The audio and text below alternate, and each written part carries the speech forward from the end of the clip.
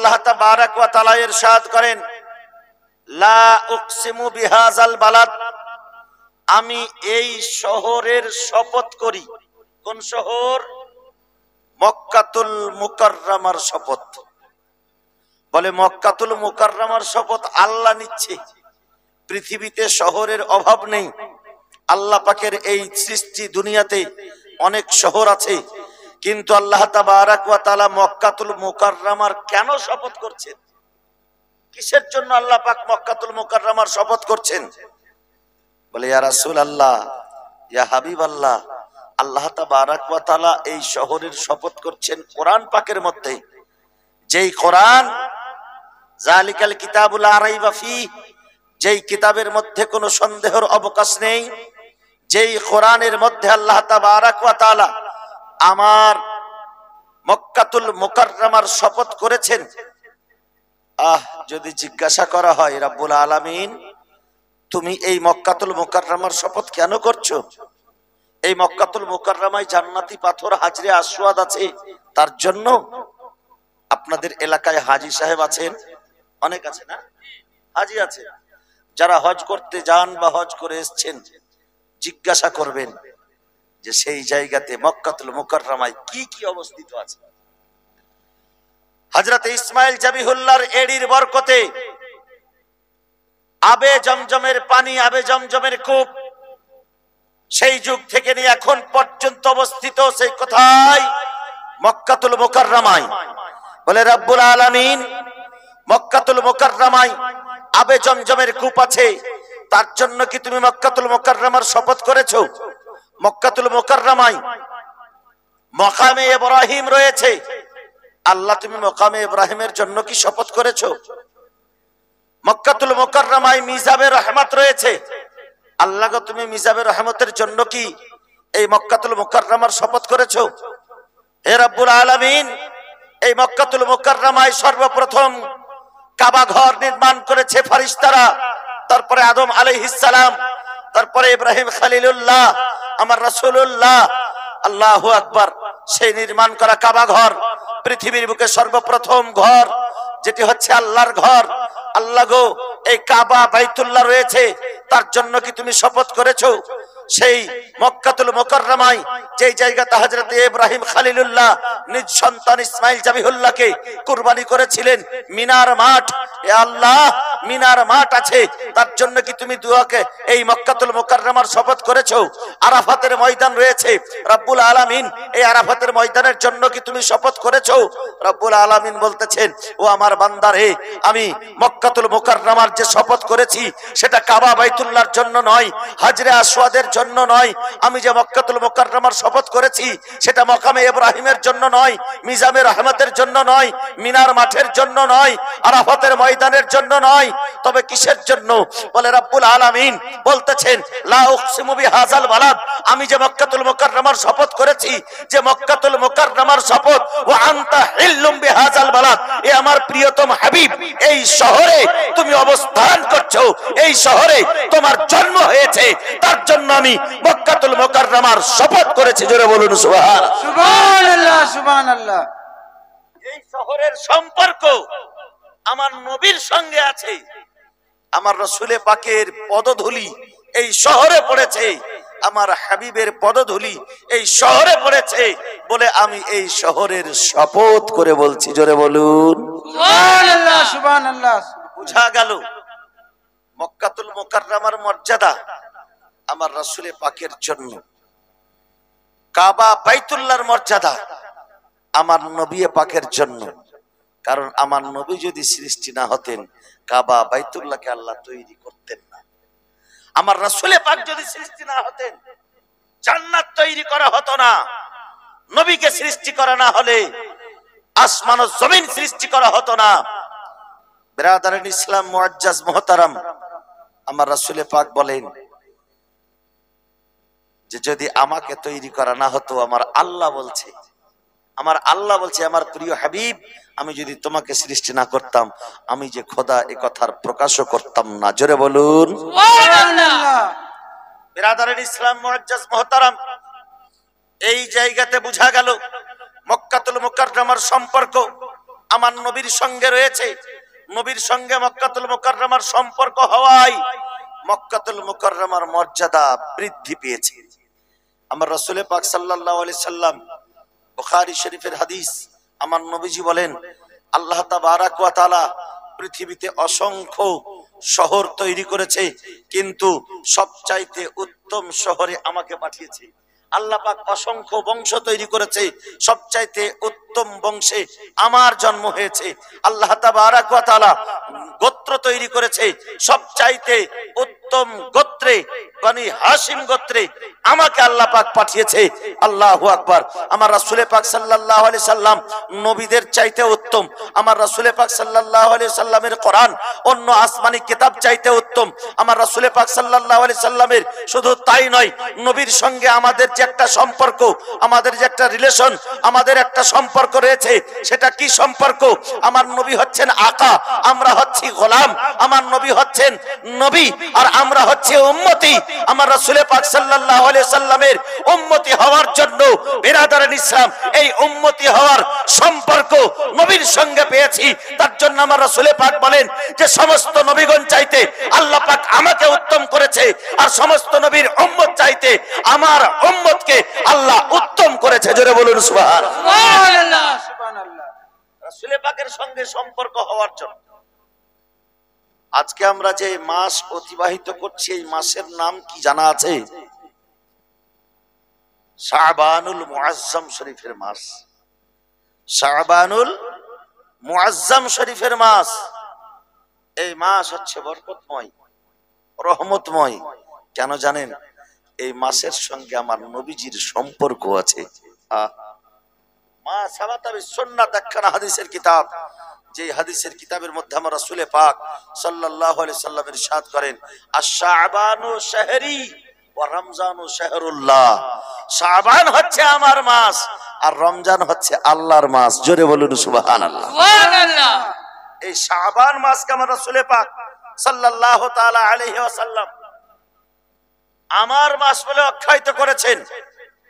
এই শাবান মাসের সম্পর্ক আমার নবীজির সঙ্গে রয়েছে।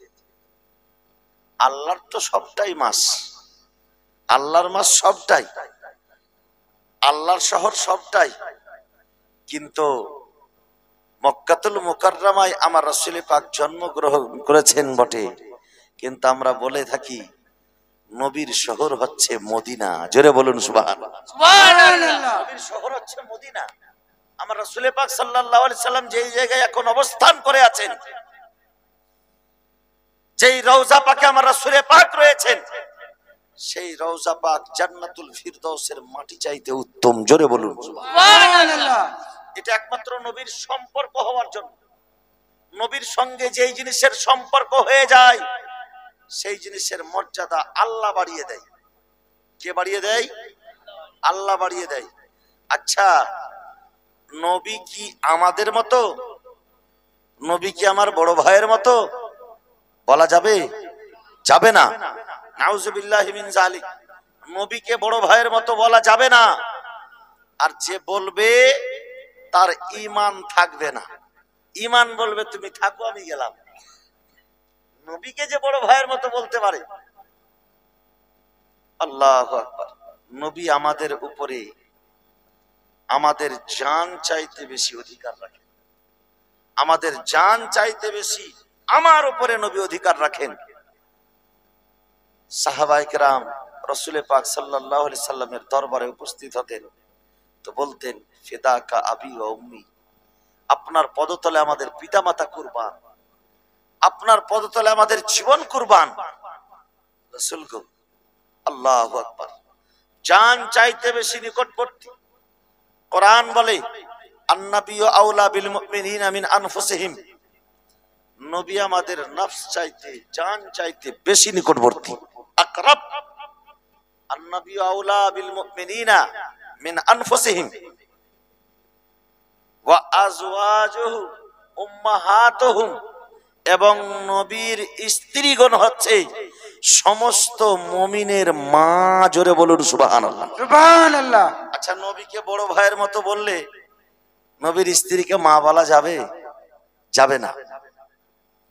আর নবীর স্ত্রীগণ হচ্ছেন মুমিন, যার মধ্যে ঈমান আছে, যার মধ্যে কলেমা আছে, যার মধ্যে রাসূলের প্রেম আছে।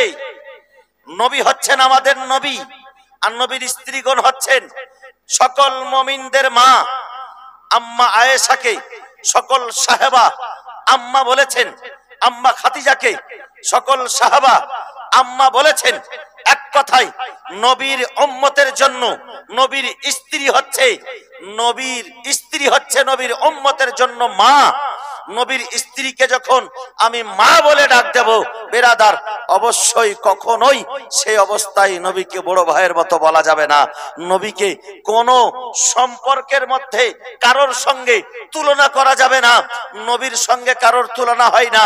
আমার রাসূল পাক সাল্লাল্লাহু আলাইহি ওয়াসাল্লাম সাহাবায়ে কেরামদেরকে বলেছিলেন, আইয়ুকুম মিসলি, তোমাদের মধ্যে আমার মতো কে আছে? সাহাবীর মধ্যে যদি নবীর মতো কেউ হতে না পারে, আবু বকর সিদ্দিক সিদ্দে সাদাকাতের পাইকার রয়েছিলেন, হযরতে উমর ফারুক আদালতের পাইকার ছিলেন, হযরতে ওসমান গনি সাখাওয়াতের পাইকার ছিলেন, হযরতে আলী সুজাহাতের পাইকার ছিলেন। অথচ সাহাবায়ে কেরামদের মধ্যে কেউ যদি নবীর মতো না হতে পারে, তবে আমরা তো নাচিজ, আমাদের মধ্যেও কেউ নবীর মতো হতে পারে না, কখনোই নবীর মতো হতে পারে না। রাসূল পাক সাল্লাল্লাহু আলাইহি ওয়াসাল্লাম মুহূর্তের মধ্যে সাতটাবাক আসমানকে ভেদ করে সিদরাতুল মুনতাহা পার করে, গত মাসটা গিয়েছে আমাদের রাজাবুল মুরাজ্জাব শরীফের মাস, সেই মাসটাকে আমরা বলে থাকি মেরাজের মাস। নবীজির মেরাজ হয়েছে কথা জানা আছে আপনাদের? জানা তো? আমার নবীজি মেরাজ করেছেন সশরীরে, জিসমানিয়াতের সঙ্গে মেরাজ করেছেন, আল্লাহর সঙ্গে দেখা করেছেন ডাইরেক্ট। এই পাওয়ার শুধু আমার নবীর মধ্যেই ছিল, অন্য কোন নবীর মধ্যেও ছিল না। এই পাওয়ার শুধু আমার নবীর মধ্যে ছিল। হযরতে মুসা কালিমুল্লাহ আলাইহিস সালাম আল্লাহকে দেখতে চেয়েছিলেন, রব্বুল আলামিন আমি তোমাকে দেখতে চাই। আরিনি, হে আল্লাহ আমি তোমাকে দেখতে চাই। আল্লাহ পাক বলেছিলেন, লান তারানি, তুমি আমাকে দেখতে পারবে না। বারবার যখন দেখতে চাইলেন, তো মুসা কালিমুল্লাহকে আল্লাহ পাক বলতেছেন, আসো তুর পাহাড়ে, আমার নূরের একটা ঝলক তোমাকে দেখাই। যদি আমার নূরের ঝলক দেখে বরদাস্ত করতে পারো, তারপর না হয় দেখা দেব। শুধু একটা নূরের ঝলক দিয়েছিল আল্লাহ পাক। তো কোরআন বলছে ফাখাররা মুসা সাইখা, হযরতে মুসা আলাইহিস সালাম বেহুশ হয়ে গিয়েছিলেন আল্লাহ পাকের নূরের তাজাল্লিতে। কিন্তু আমার রাসূল পাক সাল্লাল্লাহু আলাইহি সাল্লাম দেখছেন নিজের মাথার চোখ দিয়ে আল্লাহকে, আর আল্লাহকে দেখছেন কতটা কাছে থেকে দেখছেন, কতটা কাছাকাছি হয়েছিলেন। সূরা নাজমের মধ্যে আল্লাহ পাক কোরআনের মধ্যে ইরশাদ করেন, ফাকানা কাবা কাউসাইরে আও আদনা, এতটাই কাছাকাছি হয়েছিলেন যে একটা তীর ধনুকেরও ব্যবধান ছিল না। আর নিজের মাথার চোখ দিয়ে দেখেছেন, শুধু কলব দিয়ে নয়। আমার রাসূল পাক সাল্লাল্লাহু আলাইহি সাল্লাম বলেন, বুখারী শরীফের মুসলিম শরীফের হাদিস, রাআইতু রাব্বি বিআইনি ওয়া বিকলবি, আমি আমার আল্লাহকে নিজের চোখ দিয়ে এবং নিজের অন্তর দিয়ে দেখলাম। জোরে বলুন সুবহানাল্লাহ। সুবহানাল্লাহ।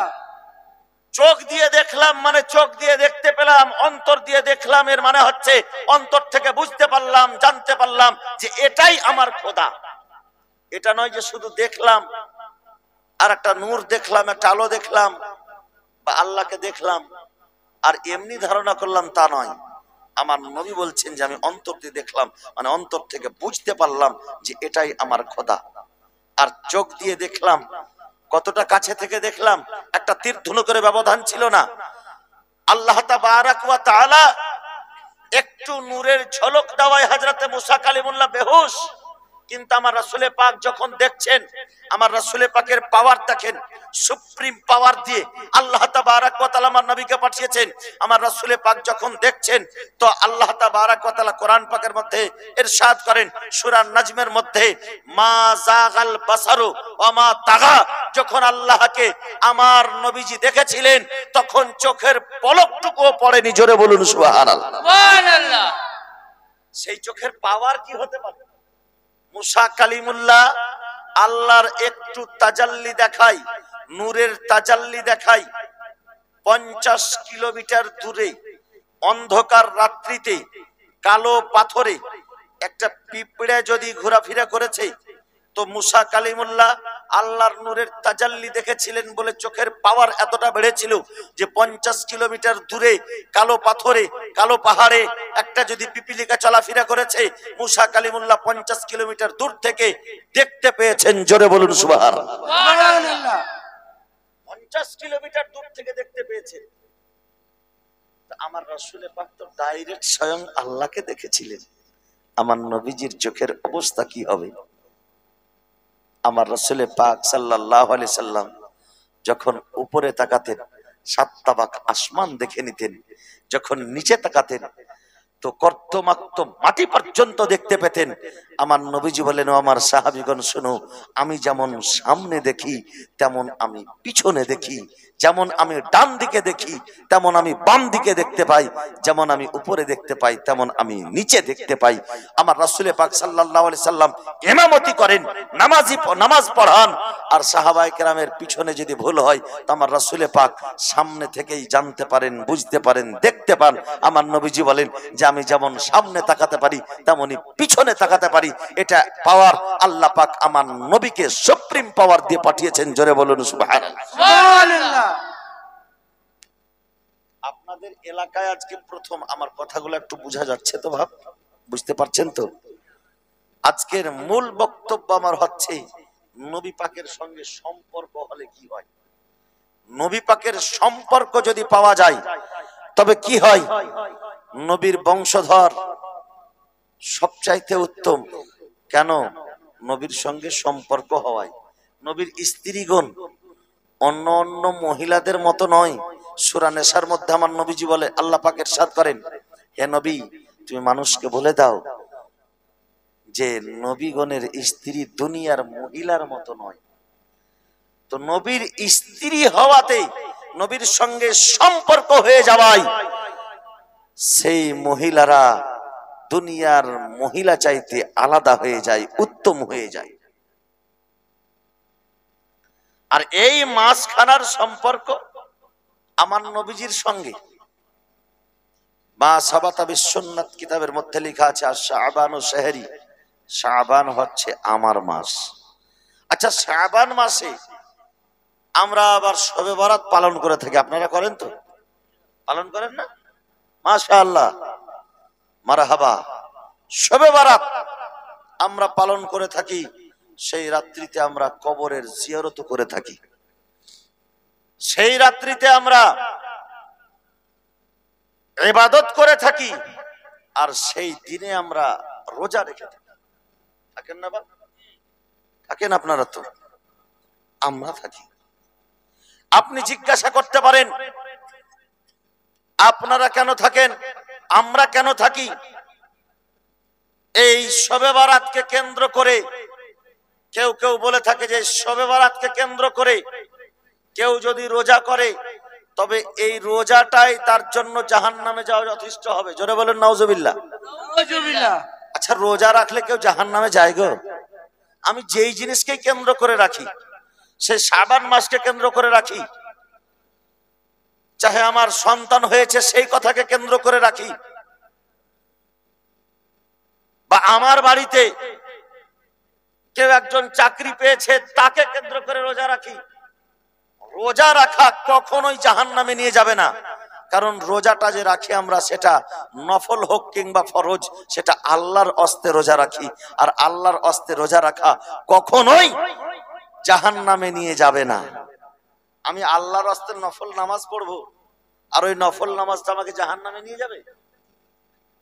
এ কথা যে বলতে পারে সে কত বড় মূর্খ হতে পারে, কত বড় নিরক্ষর হতে পারে, যার মধ্যে আক্ষরিক জ্ঞান নাই, যে কোরআনের ক বুঝে না, হাদিসের হ বুঝে না। কোরআন হাদিস যে বুঝবে না, তার দ্বারাই যে কোনো কথা বলা সম্ভব। শুধু স্টেজে, এই স্টেজ হচ্ছে নবীর স্টেজ, এই স্টেজে উঠে কথা বলার অধিকার তারই আছে। যার মধ্যে নবীর প্রেম আছে, হাদিসের ভালোবাসা আছে। জোরে বলুন সুবহানাল্লাহ। সুবহানাল্লাহ। হাদিস ও কোরআনের জ্ঞান যার ভিতরে আছে, আর হাদিস ও কোরআনের জ্ঞান থাকার সঙ্গে সঙ্গে যার ভিতরে নবীর প্রেম আছে, ভালোবাসা আছে। আমার নবীজি এই মাসে রোজা রেখেছেন, আমার রাসূলে পাক রোজা রেখেছেন, রাখতেও বলেছেন। 15 শাবান যখন পেয়ে নাও, আমার রাসূলে পাক সাল্লাল্লাহু আলাইহি সাল্লাম ইরশাদ করেন, শিয়া সিত্তার কিতাব, নিসাই শরীফ, তিরমিজিতেও আছে, অসংখ্য কিতাবের মধ্যে হাদিসের কিতাবে পাওয়া যায়। আমার রাসূলে পাক সাল্লাল্লাহু আলাইহি সাল্লাম বলেন, কুমু লাইলুহা ওয়া সুমু নাহারুহা, সেই দিনে রোজা রাখো আর রাত্রি জাগরণ করে আল্লাহর ইবাদত করো। জোরে বলুন সুবহানাল্লাহ। সুবহানাল্লাহ। बोले मुबारक हो मोमिन हो, आई है शबे बारात, रहमत खुदा की बन के छाई है शबे बारात। और रब कदीर कहता है बंदों से मांग लो, रब कदीर कहता है बंदों से मांग लो, हमने इसलिए बनाई है शबे बारात, हमने इसलिए बनाई है शबे बारात। करते रहे तिलावत व इबादत तमाम रात, करते रहे तिलावत व इबादत तमाम रात। क्यों?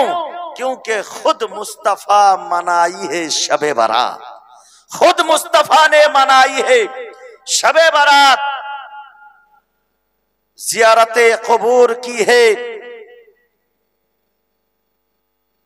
कीजिए कुछ उनके हक में भलाई शबे बारात। আমার রাসূল পাক সাল্লাল্লাহু আলাইহি সাল্লাম এই শবে বারাতের রাত্রিতে কবরের জিয়ারত করেছেন, রোজাও করেছেন। আম্মা আয়েশা সিদ্দিকা রাদিয়াল্লাহু তাআলা আনহা বলেন, হুজুর আপনি যে রোজা রেখেছেন বা রোজা রাখছেন, আম্মা আয়েশা এই কথাও বলেন যে রমজান মাস ব্যতীত এই 11 মাসের মধ্যে এই শাবান মাসে আল্লাহর নবী যতটা রোজা রাখতেন, অন্য আর কোন মাসে রোজা রাখতেন না। আম্মা আয়েশা যখন জিজ্ঞাসা করছেন, ইয়া রাসূলুল্লাহ আপনার রোজদার হওয়ার কারণ কি, আমার নবীজি বলেন যে এই মাসে আল্লাহ তাবারাক ওয়া তাআলা 1 বছরের আমল আসমানে উঠিয়ে নেয়, আর 1 বছর পর্যন্ত রোজি এই রাত্রিতে 15 শাবানের রাত্রিতে বিতরণ করে। কোরআন বলছে ফিহা ইউফরাকু কুল্লু আমরিন হাকিম। এই শবে বারাতকে কেন্দ্র করে আল্লাহ পাক আয়াতে কারিমা নাজিল করেছে। আর এই শবে বারাতকে কেন্দ্র করে অনেকেই বলে যে এই শবে বারাতে রাত্রি জেগে জেগে ইবাদত করা চাইতে নোংরা জায়গায় যাওয়া ভালো। আমি কারোর নাম নিয়ে বলছি না, আপনারা সকলেই বুঝতে পারছেন। বাংলাদেশের এক পাগলা আকরামুজ্জামা এত জঘন্য কথা বলে দিল, আর আমার রাসূলে পাক এই শবে বারাতকে মানিয়েছেন। আর এখন একটা ইউটিউব ভাইরাল বক্তা হযরত আলী, একেবারে মূর্খ লোক, নাম তো বলবো না ভাবছিলাম, কিন্তু আপনারা শুনতে পাচ্ছেন, ওর জোকারি ছাড়া কিছু নাই। আচ্ছা নবীর স্টেজ এটা, এই নবীর স্টেজে জোকারি করা চলবে? হাসি মজাক করা চলবে? এই নবীর স্টেজ, যে নবীর স্টেজে রহমতি ফারিস্তারা এসে আছে, আমরা এই কথাও মনে করি যে আমার রাসূলে পাক জীবিত নবী, হায়াতুন নবী। যদি কোনো মাহফিলে তার আশিক বসে থাকে, আমার রাসূলে পাক সেই মাহফিলে, আমার রাসূলে পাক সেই মাহফিলে যদি ইচ্ছা করেন তো উপস্থিত হতে পারেন। জোরে বলুন সুবহানাল্লাহ। সুবহানাল্লাহ। নবীগণকে আল্লাহ পাওয়ার দিয়েছে। কাকে পাওয়ার দিয়েছে? নবীগণকে। এই পাওয়ারটা সবারই হয় না, যারা আল্লাহর নবী তাদেরই পাওয়ার। আর আল্লাহ তাবারাক ওয়া তাআলা কোন কোন আল্লাহর নিজের খাস বান্দাদেরকেও দিয়েছে। আমার রাসূল পাক সাল্লাল্লাহু আলাইহি সাল্লাম মেরাজের রাত্রিতে যাচ্ছেন মেরাজ করতে, মুসা কালিমুল্লাহর কবরের পাশে দিয়ে গেলেন। আমার নবী বলতেছেন, ফারাআইতু মুসা ইউসাল্লি ফি কবরিহি, মুসা নবী নিজের কবরে নামাজ পড়ছেন। আবার যখন চতুর্থ আসমানে গেছেন তো চতুর্থ আসমানে মুসা নবী বসে আছেন। জোরে বলুন সুবহানাল্লাহ। এই পাওয়ারটা কে দিয়েছে? এই পাওয়ারটা কে দিয়েছে? আল্লাহ দিয়েছে মুসা নবীকে। একই সময় কবরেও আছেন, একই সময় চতুর্থ আসমানেও আছেন। তো মুসা নবীর যদি এই পাওয়ার হতে পারে, আমার নবীর তার চাইতে লক্ষ কোটি গুণে পাওয়ার বেশি। জোরে বলুন সুবহানাল্লাহ। সেই নবী মদিনাতুল মুনাওয়ারায় থাকতে পারেন, আর কোন আশিককে দেখা দেওয়ার জন্য মাহফিলেও আসতে পারেন। তো এই নবীর মাহফিলে, নবীর স্টেজে হাদিস ও কোরআন বলার জায়গাতে রহস্য করা যাবে, স্বামী স্ত্রীর বিছানের গল্প করা যাবে? এত জঘন্য কথা এরা বলে কি করে? কোন স্টেজে তার মুখ দিয়ে হাদিস ও কোরআনের কথা পাবেন না। আপনি ইউটিউব সার্চ করে দেখতে পারেন। এই এখনকার যুবকদের সে বক্তা, মানে যুবকরা হাসবে, এই যুবককে মেয়ের কথা শোনাবে, আর এই শুধু মেয়ের গল্প, বইয়ের গল্প, এর গল্প, ওর গল্প। না ভাষা ঠিক আছে, না কথা ঠিক আছে, না কোরআন বুঝে, না হাদিস বুঝে, কিছু বুঝে না। আবার ইউটিউবে এসে মানুষকে গুমরাহ করার জন্য বলছে যে শবে বরাত এই রকম করে পালন করা ঠিক নয়।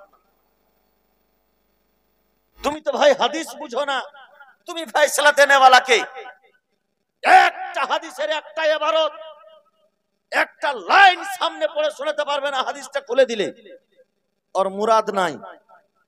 আমি চ্যালেঞ্জ করলাম, আমাদের পশ্চিম বাংলারই আছে, যেই জায়গাতে আমাকে ডাকবে আমি যাব, তার সামনে শুধু হাদিস খুলে দেব, হাদিসের আসল নুসখা একটু পড়ে শোনাও।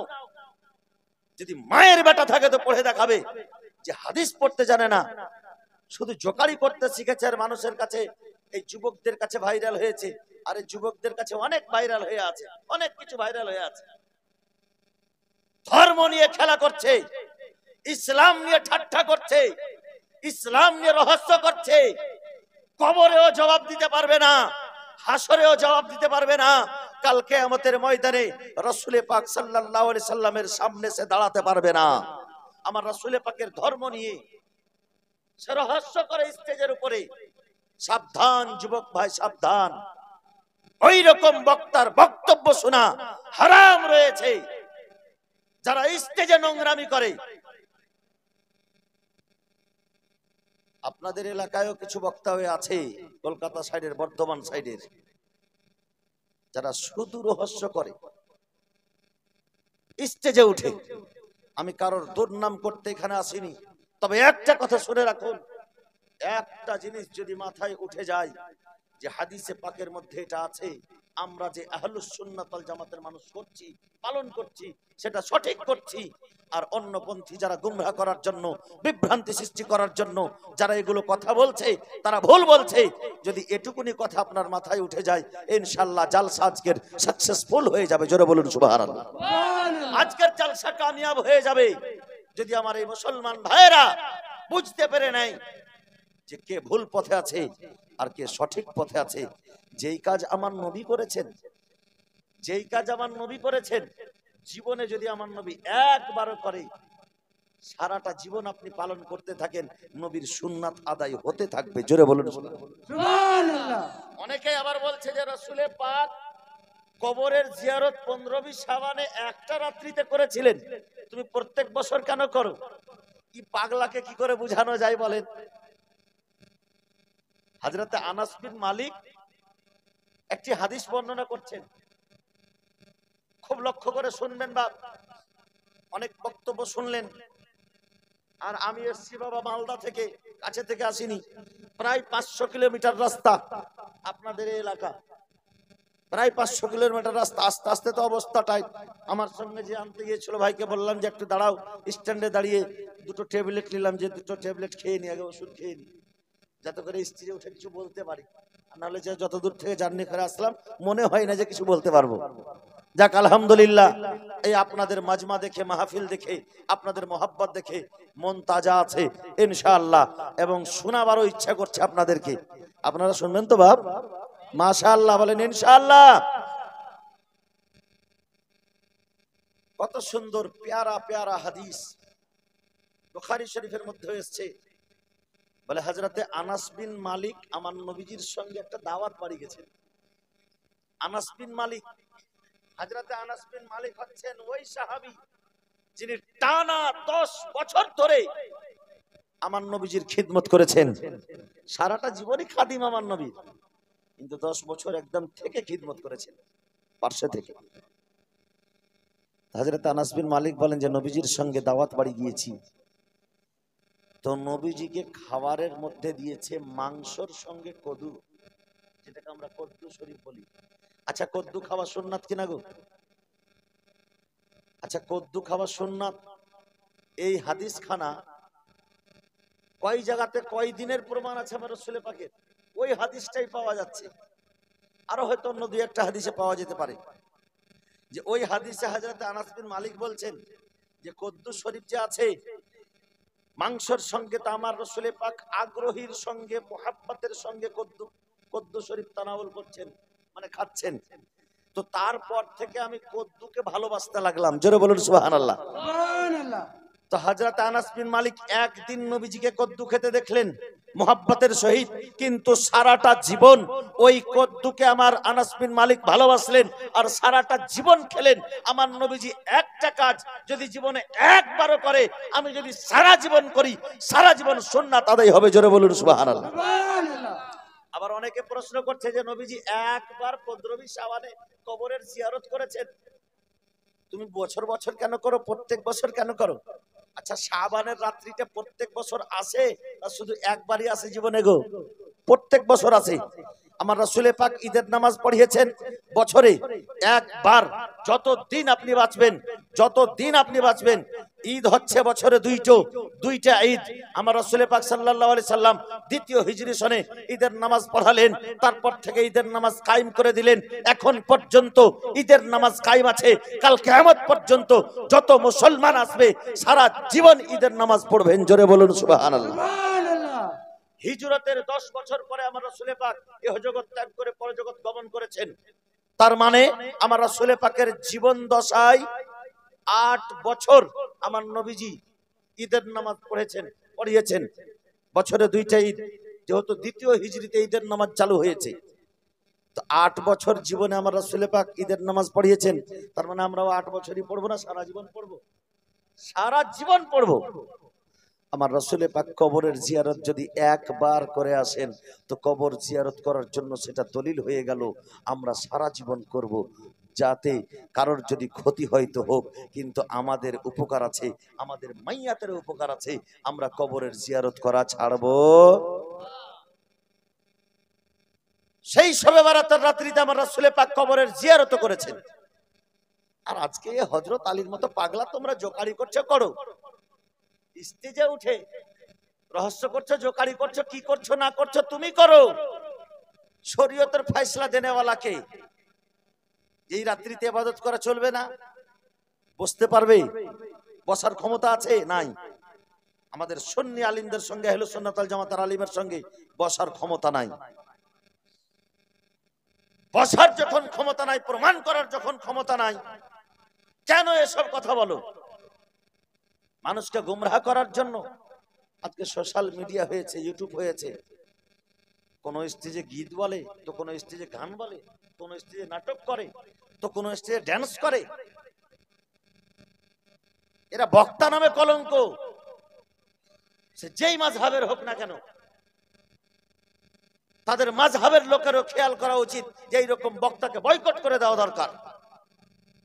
আমাদের আহলে সুন্নাত ওয়াল জামাতের মধ্যে কোন বক্তা যদি এরকম ব্যবহার করে, তাকেও বয়কট করা দরকার।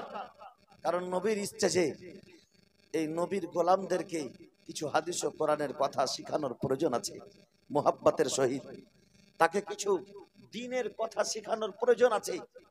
সেই স্টেজে গিয়ে রহস্য আর নাটক আর হাস্যকর কথা বলে সময় পাস করে আর নাজরানা নিয়ে চলে যাওয়া প্রয়োজন নাই, যেটা জায়েজও নাই।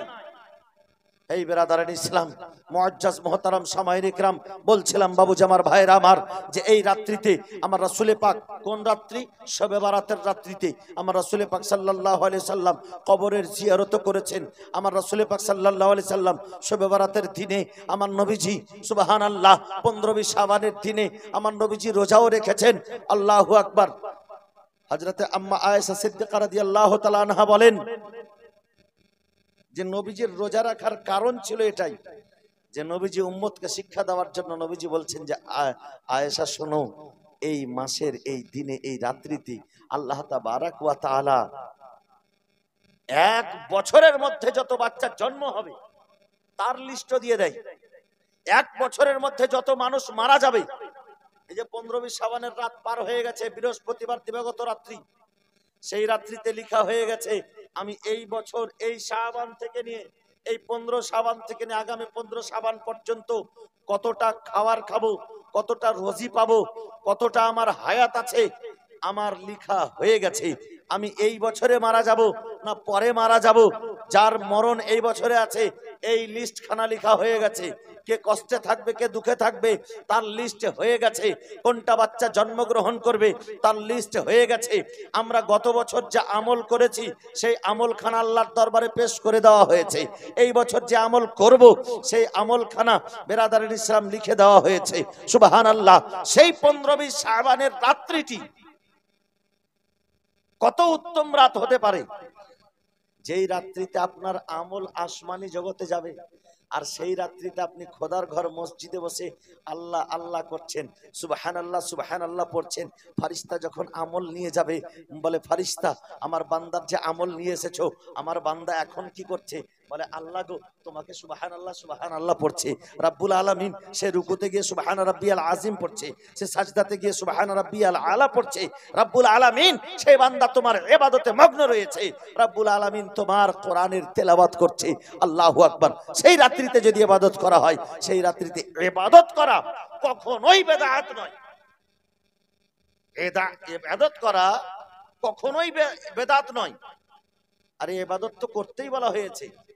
একজন সাহাবিয়া রাসূল, বুখারী শরীফের হাদিস, শুনে রাখুন বাবা আমার, কাজে আসবে জীবনে, যতদিন বাঁচবেন কাজে আসবে, কবরে যাওয়ার পরেও কাজে আসবে।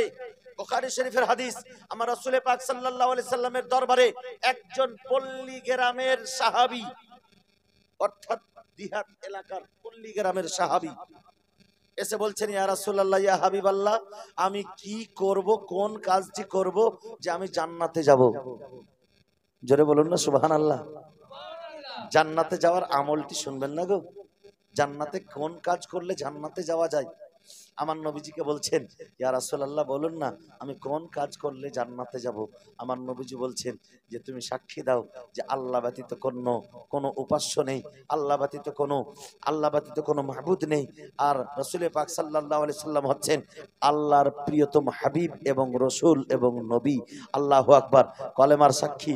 বলে হ্যাঁ, কলেমার সাক্ষী তো আগেই দিয়েছে, সে তো সুবহানাল্লাহ, সে তো সাহাবিয়া রাসূল। বলে তুমি 5 ওয়াক্তের নামাজ কায়েম করিও। বলে 5 ওয়াক্তের নামাজ পড়বো ইয়া রাসূলুল্লাহ, 5 ওয়াক্তের নামাজ পড়বো, যদি এর চাইতে কিছু বেশি করি, যদি নফল পড়ি? বলে সেটা তোমার ইচ্ছা, তুমি পড়তে পারো, পড়লে নেকি পাবে, পড়লে নেকি পাবে। বলে আর কি ইয়া রাসূলুল্লাহ?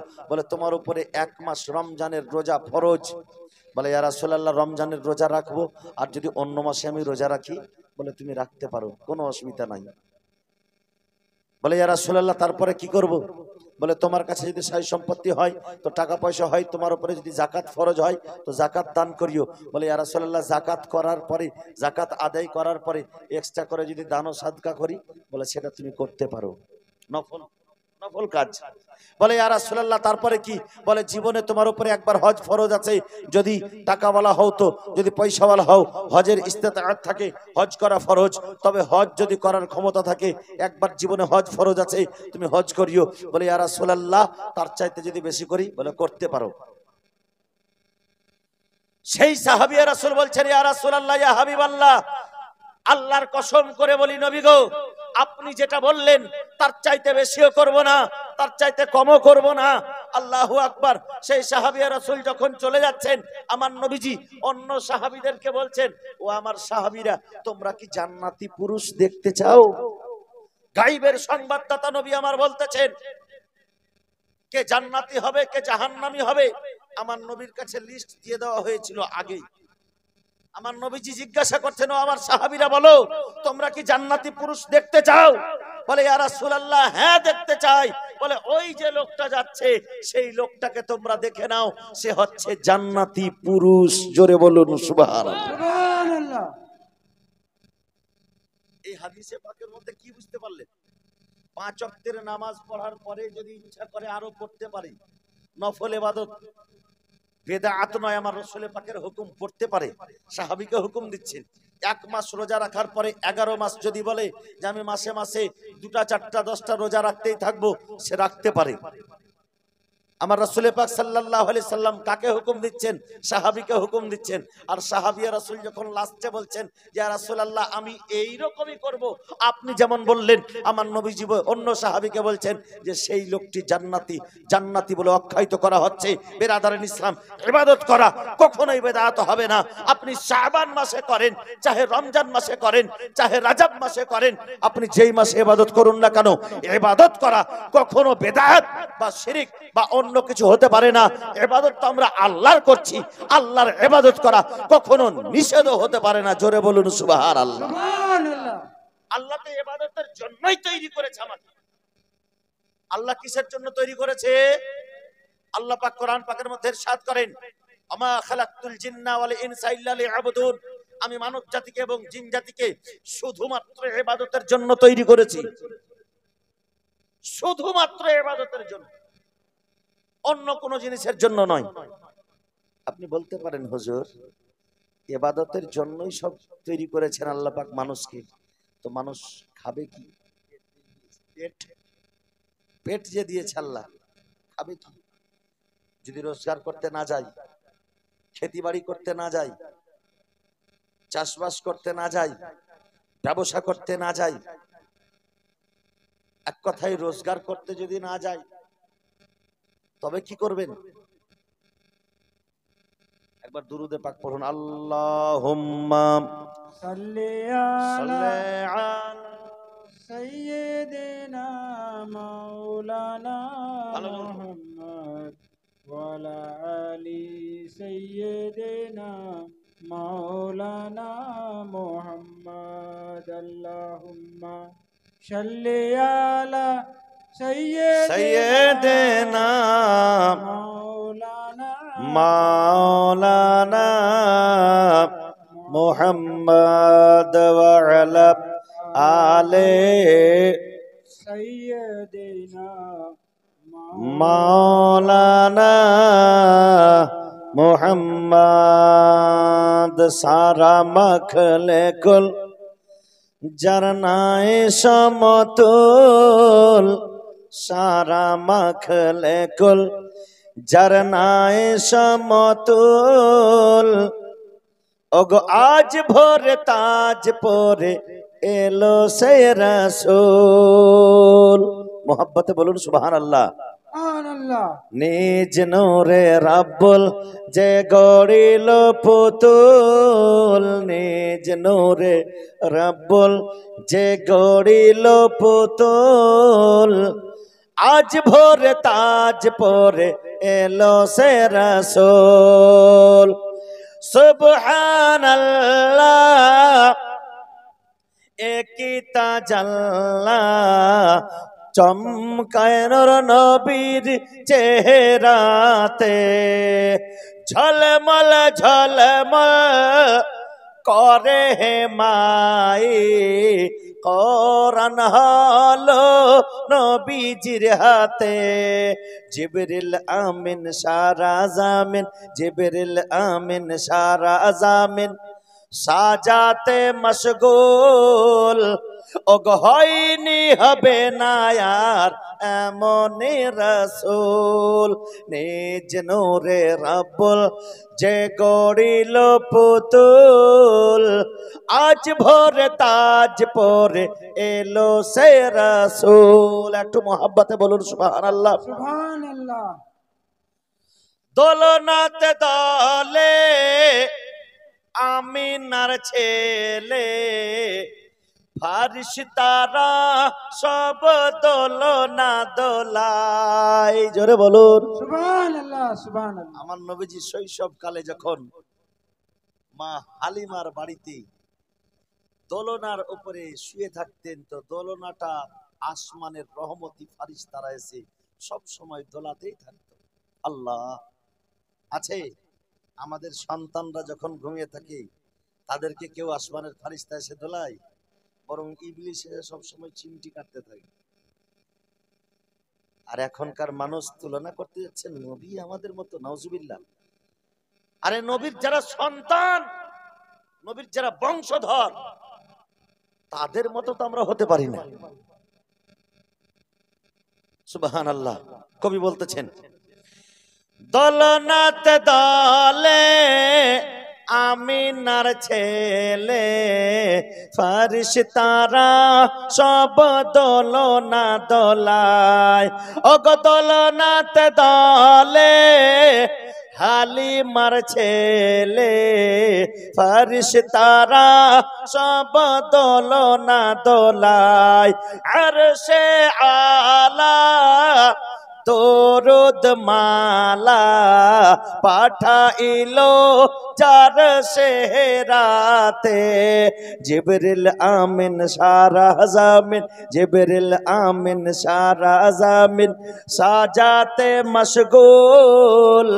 ওগো হয়নি হবে না আর এমন রাসূল, নিজ নূরে রাব্বুল যে গড়িল পুতুল, নিজ নূরে রাব্বুল যে গড়িল পুতুল। আজ ভোরে তাজ পরে এলো সেই রাসূল। দাই হালিমার খুশির সীমা নাই, বিশ্ব নবী যখন এলেন দুনিয়ায়। জোরে বলুন সুবহানাল্লাহ। সুবহানাল্লাহ। হযরতে হালিমা সাদিয়া রাদিয়াল্লাহু তাআলা আনহা আমার নবীজিকে পাওয়ার পরে এতটাই বেশি খুশি হয়েছিলেন, আল্লাহ, তার খুশির সীমা ছিল না। আমার নবীজি দুনিয়াতে এসেছেন বলেই তো তাকে পেয়েছেন, আর নবীজিকে পেয়ে এতটা খুশি। আল্লাহ, কবি বলতেছেন, দাই হালিমার খুশির সীমা নাই, বিশ্ব নবী যখন এলেন দুনিয়ায়। আরশে আলা দরুদ মালা পাঠাইলো চার সেহরাতে, তাই দায়ে হালিমা খুশিতে মশগুল।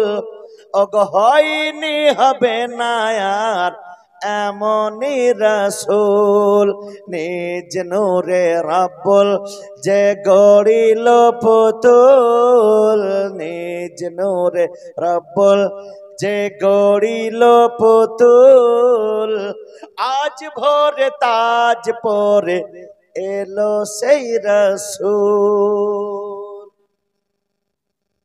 আমার রাসূল পাক সাল্লাল্লাহু তাআলা আলাইহি ওয়াসাল্লাম এই মাসকে বলতেছেন আশ-শাবানু শাহরি রমজানু শাহরুল্লাহ।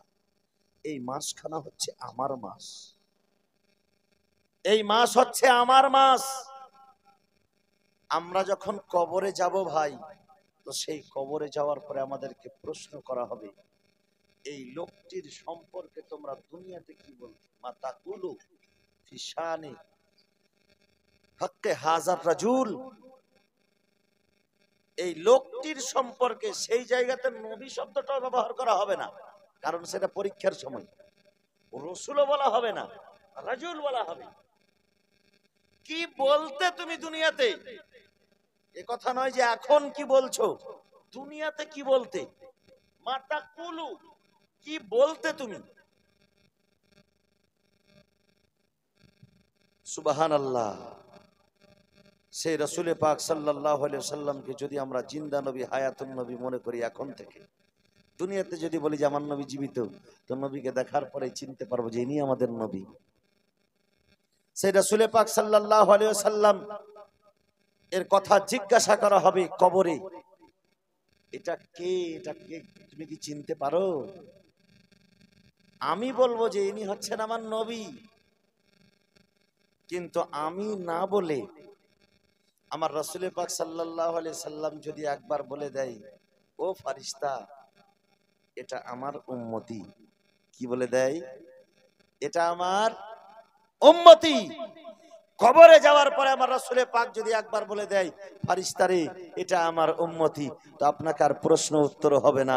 যখন শুনবে যে রাসূল যাকে উম্মতি বলে স্বীকার করছে, তার সঙ্গে আর কোনো প্রশ্ন উত্তর নাই। আল্লাহু আকবার। নবীর যে হয়ে যায়, নবীর যে হয়ে যায়, নবী তার হয়ে যায়, আর নবী যার হয়ে যায় জান্নাত তার হয়ে যায়। সুবহানাল্লাহ। নবী যার হয়ে যায় খোদা তার হয়ে যায়। সুবহানাল্লাহ। বলতেছেন কবি, তুझसे और जन्नत से क्या मतलब वहां भी दूर हो, हम रसूलुल्लाह के और जन्नत रसूलुल्लाह की। জোরে বলুন সুবহানাল্লাহ। সুবহানাল্লাহ, সুবহানাল্লাহ। তোদের সঙ্গে কোনো সম্পর্ক নাই, আমি নবীজির আর জান্নাত আমার নবীর। আমি নবীজির আর জান্নাত আমার নবীর। তা ঠিকানা কোথায় হবে আমার? নবী যদি একবার বলে দেয় যে তুমি আমার উম্মত, আল্লাহ আমি সারা জীবন নবীকে বলি আমার নবী আমার নবী, নবী যদি আমাকে একবার বলে দেয় এটা আমার উম্মত, আল্লাহু আকবার, বেড়া পার হয়ে যাবে। রাসূলে পাক যখন বলবেন বেড়া পার হয়ে যাবে। 12খানা মাস আছে, এই 12খানা মাস, তার মধ্যে একটা মাসকে আমার নবী বলেছেন যে এই মাসটা আমার। সেই মাসের দেখেন আশিকে নবী যারা, যারা প্রেমিকে নবী, সেই মাসে রোজাও রাখে, সেই রাত্রিতে ইবাদত করে। আচ্ছা জানেন 12টি মাস, একটা কথায় মাসের কথা উঠতে গিয়ে একটা প্রশ্ন আসলো মনে, এই 12খানা মাস কবে সৃষ্টি হয়েছে জানা আছে? আরে ইংরেজি জানুয়ারি ফেব্রুয়ারি, এটা তো কালকে ইংরেজরা তৈরি করলো। আরবি ভাষায় হচ্ছে 12খানা মাস, আর এই মাসখানা এখন নয়, যখন দুনিয়া সৃষ্টি হয়েছে তখনই সৃষ্টি হয়েছে। আর মাসের গন্তি 12টি গন্তি, 8খানা বা 14খানা কেউ বলবে হবে না। আল্লাহ পাক কোরআন পাকের মধ্যে ইরশাদ করেন, ইন্না ইদ্দাতাশ শুহুরি ইসনা আশারা শাহরান ফি কিতাবিল্লাহ। বলে আল্লাহ গো, আল্লাহ বলতেছেন যে আমি 12খানা মাস তৈরি করেছি। বলে 12খানা মাস কবে তৈরি করেছো? আল্লাহ বলে ইয়াউমা খালাকাস সামাওয়াতি ওয়াল আরদ, আমি যখন থেকে জমিন ও আসমান তৈরি করেছি তখন থেকেই 12টি মাস তৈরি করেছি। ও মিনহা আরবাতুন হুরুম, এবং তার মধ্যে 4খানা মাসকে সম্মানীয় মাস করেছি। জোরে বলুন সুবহানাল্লাহ। সুবহানাল্লাহ। 4খানা মাস সম্মানীয় মাস। ওই 4খানা মাস জানা আছে বাপ? কোন 4খানা মাস বছরে সম্মানীয়? এটা কোরআন বলছে, অন্য কোনো কিতাব নয়। আপনাদের জানা আছে কারোর? যদি না জানা থাকে শুনে রাখুন। 4খানা মাস হচ্ছে সম্মানীয়, তার মধ্যে 3খানা মাস হচ্ছে পরস্পর, জিলকাদা, জিলহিজ্জা এবং মুহাররমুল হারাম। মানে 11তম মাস, 12তম মাস আর প্রথম মাস। 11, 12 আবার প্রথম, 11, 12 আবার প্রথম। জিলকাদা যেটা কুরবানির মাসের আগের মাস, জিলহিজ্জা যেটা কুরবানির মাস, আর মুহাররমুল হারাম তো বুঝতেই পারছেন মুহররম মাস। আর একখানা মাস যেটা হচ্ছে রাজাবুল মুরাজ্জাব শরীফের মাস, যেটাকে আমরা মেরাজের মাস বলে থাকি। এই 4খানা মাসের কথা কোরআনে এসেছে, অথচ এই 4খানা মাসে আমরা হয়তো রোজা রাখি কিনা, কেউ আবার রাখে, অনেকেই রাখে। মুহাররমুল হারাম শরীফের 10वीं 9वीं রোজা রাখে। আচ্ছা জিলহিজ মাসে আমরা রোজা রাখি? জিলকাদা মাসে রোজা রাখি? রাখি না। জিলহিজ মাসের 1 থেকে নিয়ে 9 পর্যন্ত, 8 পর্যন্ত, 9 পর্যন্ত, আরাফাতের মাঠ পর্যন্ত কেউ যদি রোজা রাখে, সেই রোজার অগণিত হিসাব আছে, অগণিত নেকি আছে সেই রোজা রাখলে।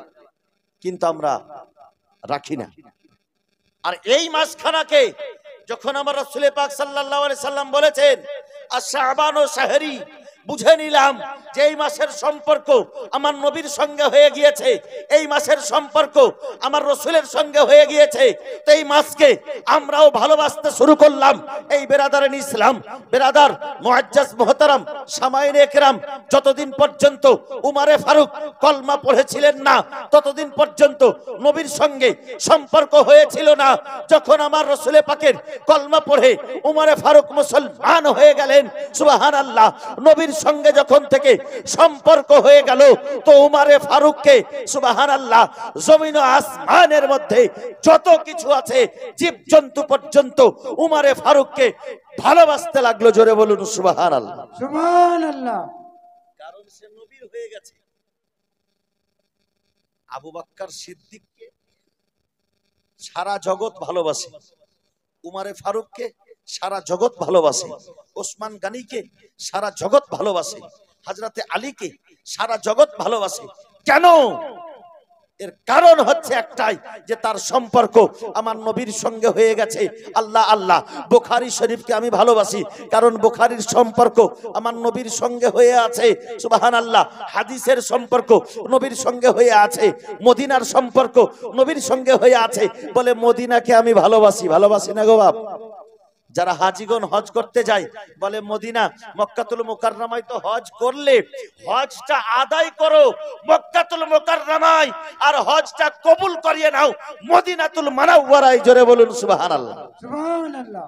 আমার রাসূল পাক বলতেছেন মান যারা কবরি ওয়াজাবাত লাহু শাফাআতি, যেই কবরের সম্পর্ক আমার নবীর সঙ্গে হয়ে যায়, যেই মাটির সম্পর্ক আমার নবীর সঙ্গে হয়ে যায়, সেই মাটির জিয়ারত যদি কেউ করে নেয়, সেই মাটিকে যদি কেউ দেখে নেয়, তবে আমার নবী বলতেছেন মান যারা কবরি ওয়াজাবাত লাহু শাফাআতি, যে আমার কবর দেখলো তার জন্য কিয়ামতের ময়দানে তার জন্য আমার শাফাআত ওয়াজিব হয়ে গেল, অপরিহার্য হয়ে গেল। জোরে বলুন সুবহানাল্লাহ। সুবহানাল্লাহ। সুবহানাল্লাহ।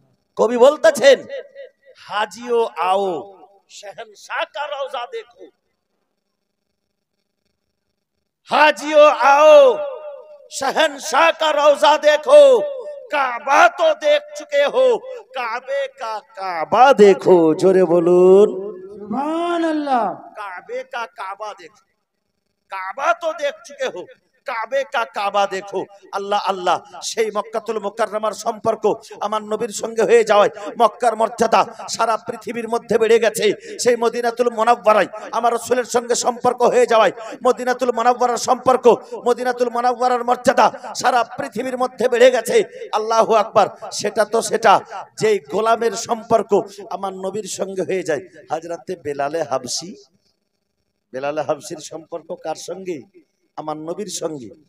বেলাল হাবশি যখন আমার নবীর গোলাম হয়েছিলেন না, তখন কার গোলাম ছিল? উমাইয়ার গোলাম ছিল।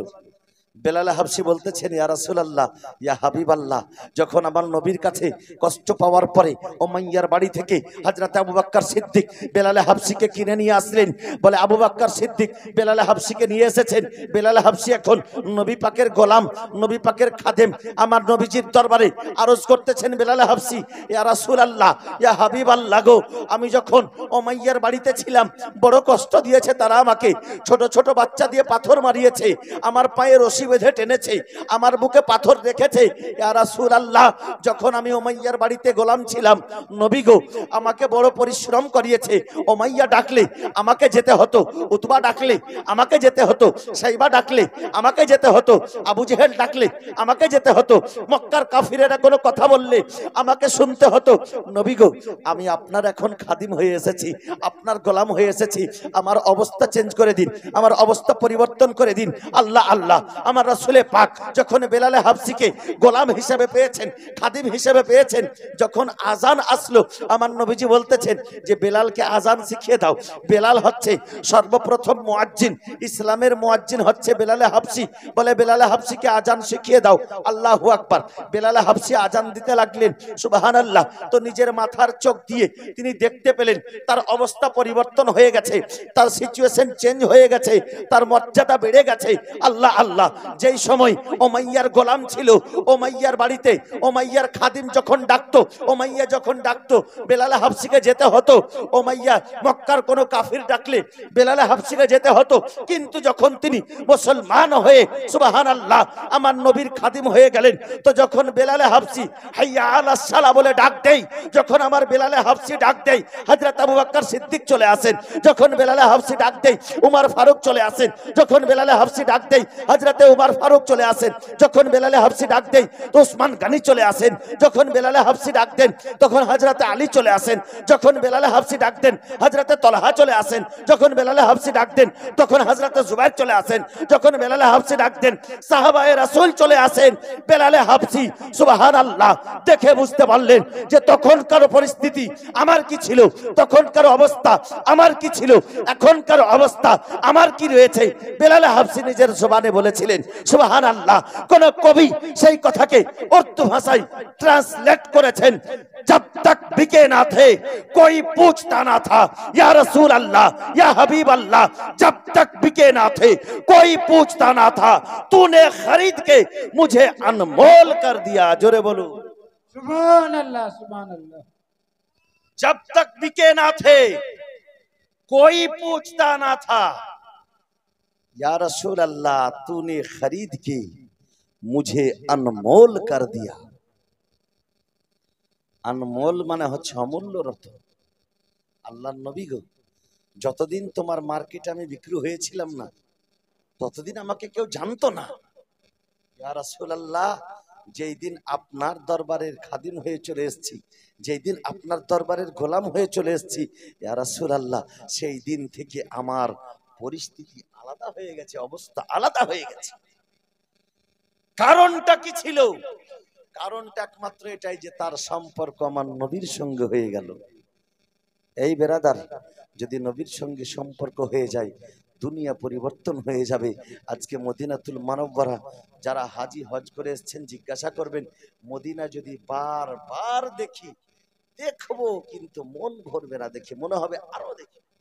একবার দেখলে দ্বিতীয়বার দেখার ইচ্ছা করবে, দ্বিতীয়বার দেখলে তৃতীয়বার দেখার ইচ্ছা করবে। কোন আশিকে নবী, আশিকে রাসূল কবিতার মাধ্যমে বলেছেন, গজলের মাধ্যমে বলেছেন, নবীর রওজা শরীফ দেখে মন ভরে না। আমার সঙ্গে সঙ্গে একটু বলবেন আপনারাও, নবীর রওজা শরীফ দেখে মন ভরে না, देदार दागो शाहे मदीना, देदार दागो शाहे मदीना। नबीर रोजा शरीफ देखे मन भरे ना, नबीर रोजा शरीफ देखे मन भरे ना, देदार दागो शाहे मदीना, दीदार दागो शाहे मदीना। আরশের মেহমান করেছেন আল্লাহ, কত শান কত মান মোর কামলিওয়ালা। আরশের মেহমান করেছেন আল্লাহ, কত শান কত মান মোর কামলিওয়ালা। ও গো মদিনাওয়ালা, ও গো মদিনাওয়ালা, করো করুণা, দিদার দাও গো শাহে মদিনা, দিদার দাও গো শাহে মদিনা। নবীর রওজা শরীফ দেখে মন ভরে না, নবীর রওজা শরীফ দেখে মন ভরে না, दीदार दागो शाहे मदीना, दीदार दागो शाहे मदीना। जाली मुबारक देखिले एक नजर नूरेते ঝলমল করিবে ভিতর জালি মোবারক দেখিলে এক নজর নূরেতে ঝলমল করিবে ভিতর ও গফুর রহিম কাছে ডাক দাও না ও গফুর রহিম কাছে ডাক দাও না দিদার দাও গো শাহে মদিনা দিদার দাও গো শাহে মদিনা নবীর রওজা শরীফ দেখে মন ভরে না নবীর রওজা শরীফ দেখে মন ভরে না দিদার দাও গো শাহে মদিনা দিদার দাও গো শাহে মদিনা। আমার রাসূল পাক সাল্লাল্লাহু আলাইহি সাল্লামের সঙ্গে আমাদের সম্পর্ক আছে, আছে না বাপ? শুধু নবী নয়, নবীর যারা আত্মীয় তাদের সঙ্গে আমার সম্পর্ক আছে, নবীর যারা সাহাবী তাদের সঙ্গে আমার সম্পর্ক আছে, নবীর যারা আল আওলাদ তাদের সঙ্গে আমাদের সম্পর্ক আছে। নবীজির আল আওলাদদেরকে আপনারা ভালোবাসেন তো? যারা নবী বংশের, যারা নবীর খানদান তাদেরকে ভালোবাসেন তো? নবীর খানদানকে ভালোবাসলে কি পাওয়া যাবে?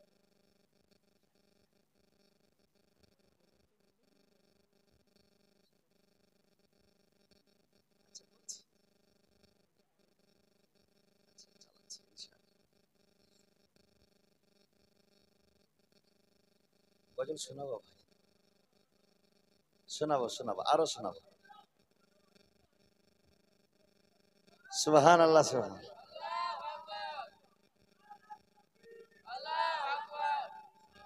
ইয়া রাসূলুল্লাহ ইয়া রাসূলুল্লাহ আল্লাহু আকবার। এই যে দেখেন এতক্ষণ ধরে আমার বক্তব্য চলছে নবীর সঙ্গে সম্পর্ক, এতক্ষণ ধরে আমার বক্তব্য চলছে নবীর সঙ্গে সম্পর্ক। আরশের পায়াতে আল্লাহর নামের পরে আমার নবীর নাম, জান্নাতের গেটে গেটে আমার নবীর পরে আমার আল্লাহর নামের পরে আমার নবীর নাম, কলেমায় দেখেন আল্লাহর পরে আমার নবীর নাম।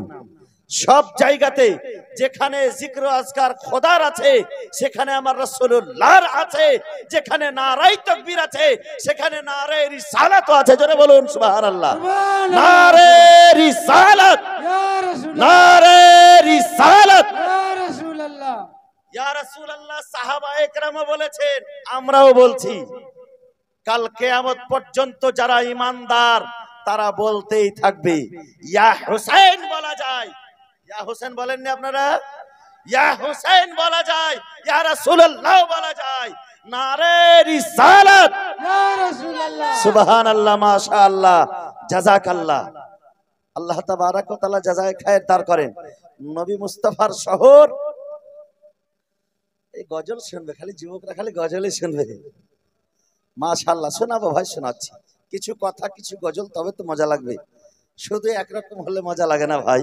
হ্যাঁ, গজলও শোনাবো ইনশাআল্লাহ, আর হাদিসে পাকও শোনাবো ইনশাআল্লাহ। তবে গজলের প্রতি আকৃষ্ট বেশি আপনাদের। কবি বলতেছেন, ও বাতাস আমায় তুমি নিয়ে যাও না, একটু ইকো দিবা ভাই। ও বাতাস আমায় তুমি নিয়ে, কমিয়ে দিলে কেন আওয়াজ গো? ও বাতাস আমায় তুমি নিয়ে যাও না, যেথায় শুয়ে আছে নূরে মদিনা। ও বাতাস আমায় তুমি নিয়ে যাও না, ও গো যেথায় শুয়ে আছে নূরে মদিনা। যে ফুলের সুবাসে মন টিকে না, তিনি হলেন আমাদের শাহে মদিনা। সে নবীর প্রেমেতে নিয়ে যাও না, সে নবীর প্রেমেতে নিয়ে যাও ও বাতাস আমায় তুমি নিয়ে যাও না ওগো যেথায় শুয়ে আছে নূরে মদিনা ও বাতাস আমায় তুমি নিয়ে যাও না ওগো যেথায় শুয়ে আছে নূরে মদিনা আমারি কানে সে সুর বাজে যেথায় যেথায় শুয়ে যেখানে শুয়ে আছে আমারি নবী আমারি কানে সে সুর বাজে রসূল শুয়ে আছে যে আমি যে আমাকে সেথায় তুমি নিয়ে যাও না আমাকে সেথায় তুমি নিয়ে যাও না ও বাতাস আমায় তুমি নিয়ে যাও না ওগো যেথায় শুয়ে আছে নূরে মদিনা ও বাতাস আমায় তুমি নিয়ে যাও না ওগো যেথায় শুয়ে আছে নূরে মদিনা মদিনার মাটি মোর হৃদয় খাটি রসুলের ধ্যানে যার পরিপাটি জোরে বলুন সুবহানাল্লাহ সুবহানাল্লাহ সুবহানাল্লাহ মদিনার মাটি মোর হৃদয় খাটি রসুলের ধ্যানে যার পরিপাটি সে মাটি ছুতে মন হয় দিওয়ানা সে মাটি ছুতে মন হয় দিওয়ানা ও বাতাস আমায় তুমি নিয়ে যাও না ওগো যেথায় শুয়ে আছে নূরে মদিনা ও বাতাস আমায় তুমি নিয়ে যাও না ওগো যেথায় শুয়ে আছে নূরে মদিনা বিরাদরান ইসলাম মুআজ্জাজ মুহতারাম সামাইন ইকরাম হযরত আম্মা খাদিজাতুল কুবরা রাদিয়াল্লাহু তাআলা আনহা একদা এক সময় আমার রাসূল পাক নিজের চাদর মোবারক হযরতে খাদিজাকে দিলেন খাদিজা যাও এই চাদরটা আমার একটু ভিজা আছে এই চাদরটাকে শুকিয়ে নিয়ে আসো কোথায় আপনারা চুলহা বলেন তো চুলহা যাতে রান্না করি আমরা চুলহা বলি বলে চুলহার কাছ থেকে শুকিয়ে নিয়ে এসো আপনারা বাপ এই মেদিনীপুরের মানুষ তবে যারা বয়স্ক লোক আছে তারা কিন্তু এই মেদিনীপুরেরও দেখেছে ছোটবেলায়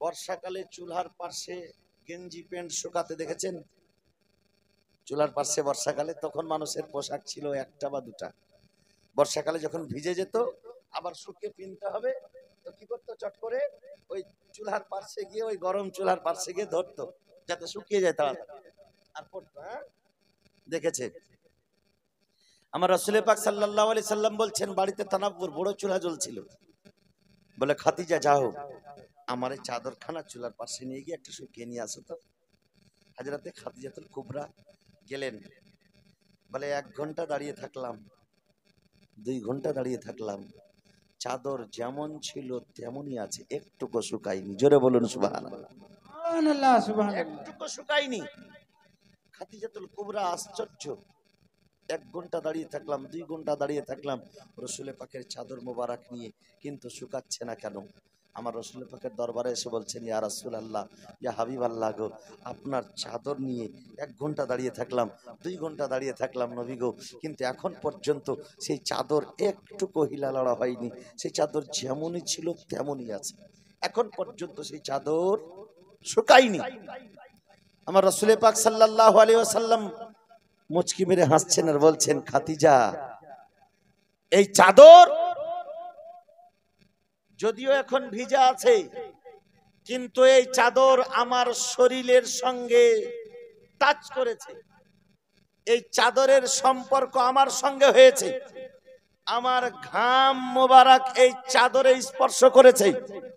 খাদিজা শোনো, আমার শরীরের সঙ্গে যে চাদরের টাচ হয়ে যায়, আমার সঙ্গে যে জিনিসের সম্পর্ক হয়ে যায়, আমার সঙ্গে যার রিলেটিভ হয়ে যায়, আমার সঙ্গে যার মোহাব্বত হয়ে যায়, এই দুনিয়ার আগুনকে তো আল্লাহ পাক জাহান্নামের আগুন থেকে 70 বার ধুয়ত করার পরে রহমতি জল দিয়ে ঠান্ডা করে ধুয়ত করে তারপরে পাঠিয়েছে।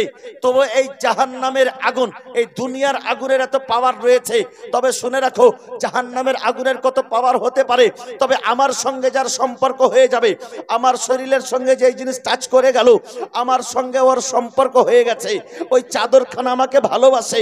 যা শুনে রাখো খাদিজা, যার মনের ভিতরে আমার ভালোবাসা থাকবে, যার সঙ্গে আমার সম্পর্ক থাকবে, দুনিয়ার আগুন তো দূরের কথা, জাহান্নামের আগুন পর্যন্ত তাকে স্পর্শ করতে পারবে না। জোরে বলুন সুবহানাল্লাহ, সুবহানাল্লাহ।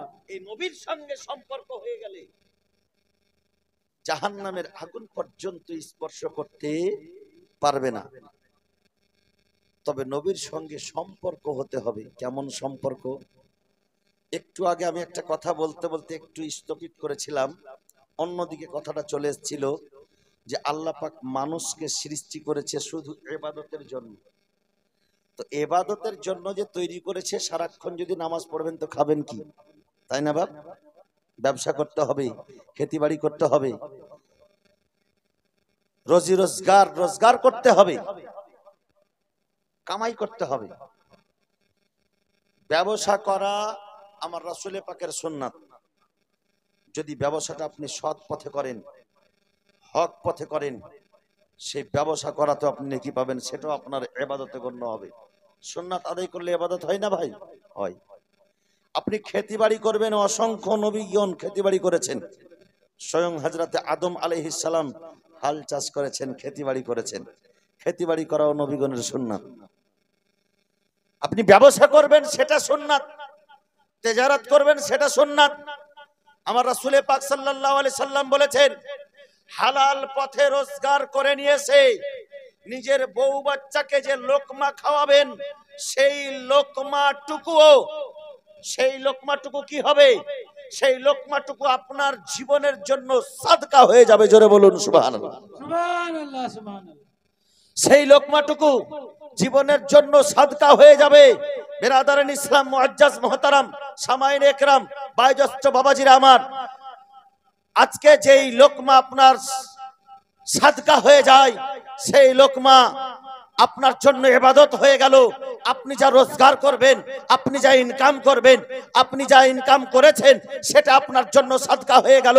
মুআজ্জাজ মুহতারাম, সামাইন একরাম, তো বুঝে নিতে হবে যে টাকা পয়সা রোজগার করাটাও আল্লাহর ইবাদতে গণ্য হবে যদি সেই ইবাদতটুকু, সুবহানাল্লাহ, সেই রোজগারটুকু আমি যদি হক পথে করতে পারি। জোরে বলুন সুবহানাল্লাহ, সুবহানাল্লাহ, সুবহানাল্লাহ।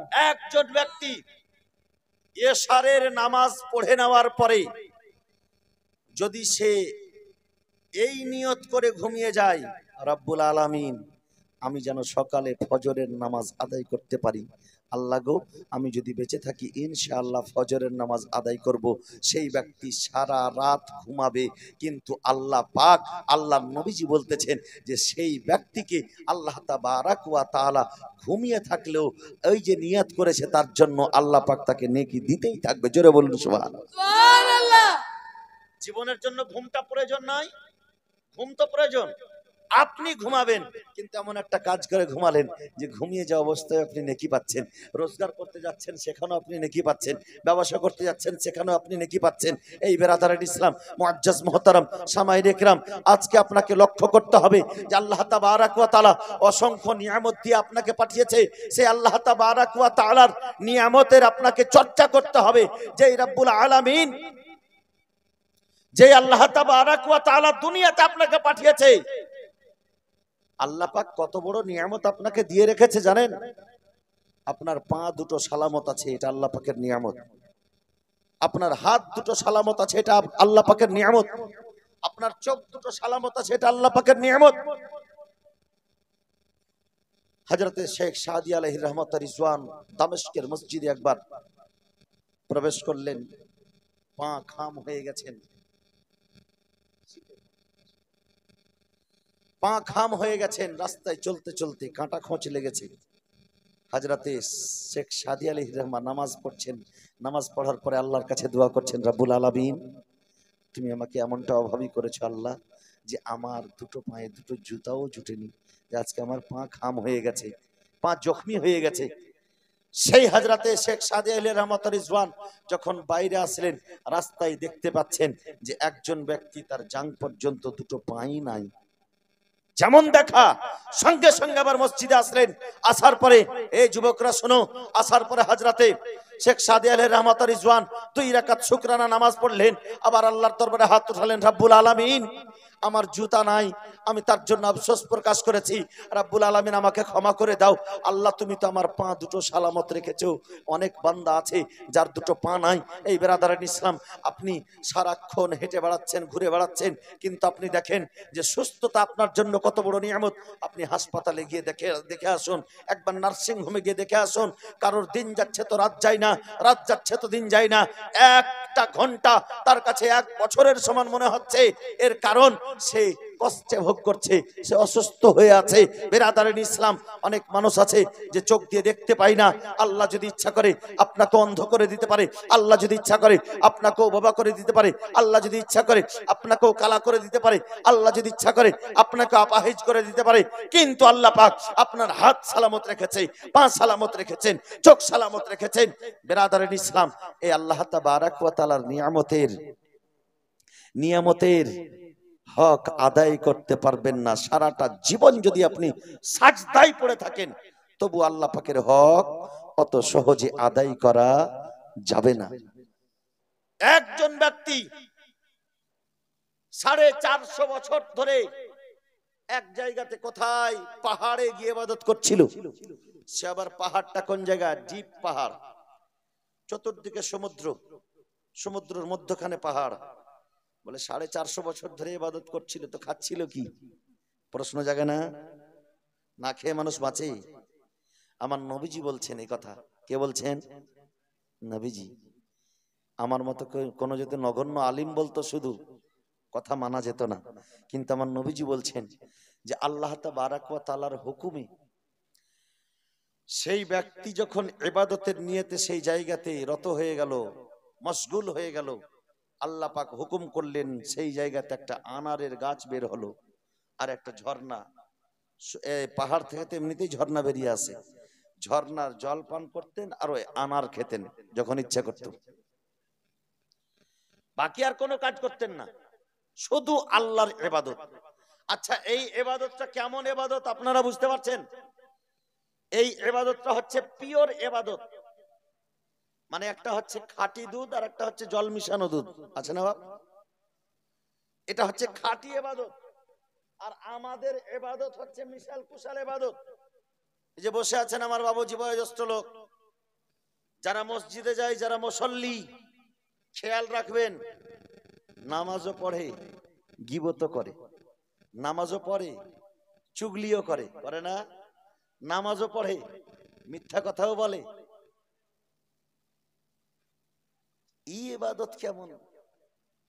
ই মুসাল্লি কেমন? আল্লাহ পাক বলতেছেন, ইন্নাস সালাতা তানহা আনিল ফাহশাই ওয়াল মুনকার। যারা নামাজি হয়ে যাবে তারা বুরা কাজ করবে না, যারা নামাজি হয়ে যাবে তারা গীবত করবে না, যারা নামাজি হয়ে যাবে তারা চুগলি করবে না, যারা নামাজি হয়ে যাবে তারা মিথ্যা কথা বলবে না। তবে যারা নামাজও পড়ে আর এগুলো কাজও করে, তার মানে বুঝতে হবে যে নামাজটা পড়ে বটে কিন্তু নামাজ কায়েম করেনি, এখন পর্যন্ত আসল নামাজি হয়নি। জোরে বলুন না একবার সুবহানাল্লাহ। সেই আল্লাহর বান্দা ইবাদত করছেন 450 বছর ধরে, সেই ইবাদতের মধ্যে কোনো মিশাল কুশাল নাই। এখন বর্তমান যুগে তো ঘুষও খায়, নামাজও পড়ে, সুদও খায়, নামাজও পড়ে, আছে না বাপ? সুদখোর যায় না নামাজ পড়তে? যায়। মদ খায়, ও বেটা মদ খাওয়ার টাইমে মদ খেয়ে বসে আছে, আবার ফের শুক্রবারের দিন জুমাতে গিয়ে দেখেন বসে আছে। জুয়া খেলে, আবার জুয়া খেলার টাইমে জুয়া খেলি, শুক্রবারে দেখেন মসজিদের কোনায় গিয়ে বসে আছে, আছে না বাপ? আচ্ছা, এই নামাজ আর ওই নামাজ একরকম হবে? যেই নামাজ পাহাড়ের ডিপে হচ্ছে, যেখানে কোনো মানুষ নেই, আর যখন মানুষ নেই তো কার গীবত করবে? মানুষ নেই তো কার চুগলি করবে? মানুষ নেই তো কার মিথ্যা কথা বলবে? মানুষ নেই তো কোথায় গুনহার কাজে যাবে? কোনো জেনা নাই, চুগলি নাই, শরাবখোরি নাই, মদখোরি নাই, জুয়াখোরি নাই, ঘুষখোরি নাই, সুদখোরি নাই, কিছুই নাই, গুনহার কাজই নাই, শুধু পিওর ইবাদত। সে আবার কতদিন? 450 বছর। আল্লাহর নবী বলছেন যে একজন বান্দা এখন পর্যন্ত সাজদায় আছে, আর কাল কিয়ামত পর্যন্ত সাজদায় থাকবে, কিয়ামতের দিন সাজদা অবস্থায় উঠবে। জোরে বলুন সুবহানাল্লাহ। সেই বান্দাকে, এই বান্দা, যেই বান্দা 450 বছর ধরে ইবাদত করছে, খুব লক্ষ্য করে শুনবেন বাবা মার, একটু লক্ষ্য করে শুনবেন যুবক, খালি গজল শুনিও না ভাই, আমি তো মালদা থেকে খালি গজল শোনাতে আসিনি, গজল লাস্টে একটা শোনাবো, দিয়ে জালসা শেষ করে দেবো।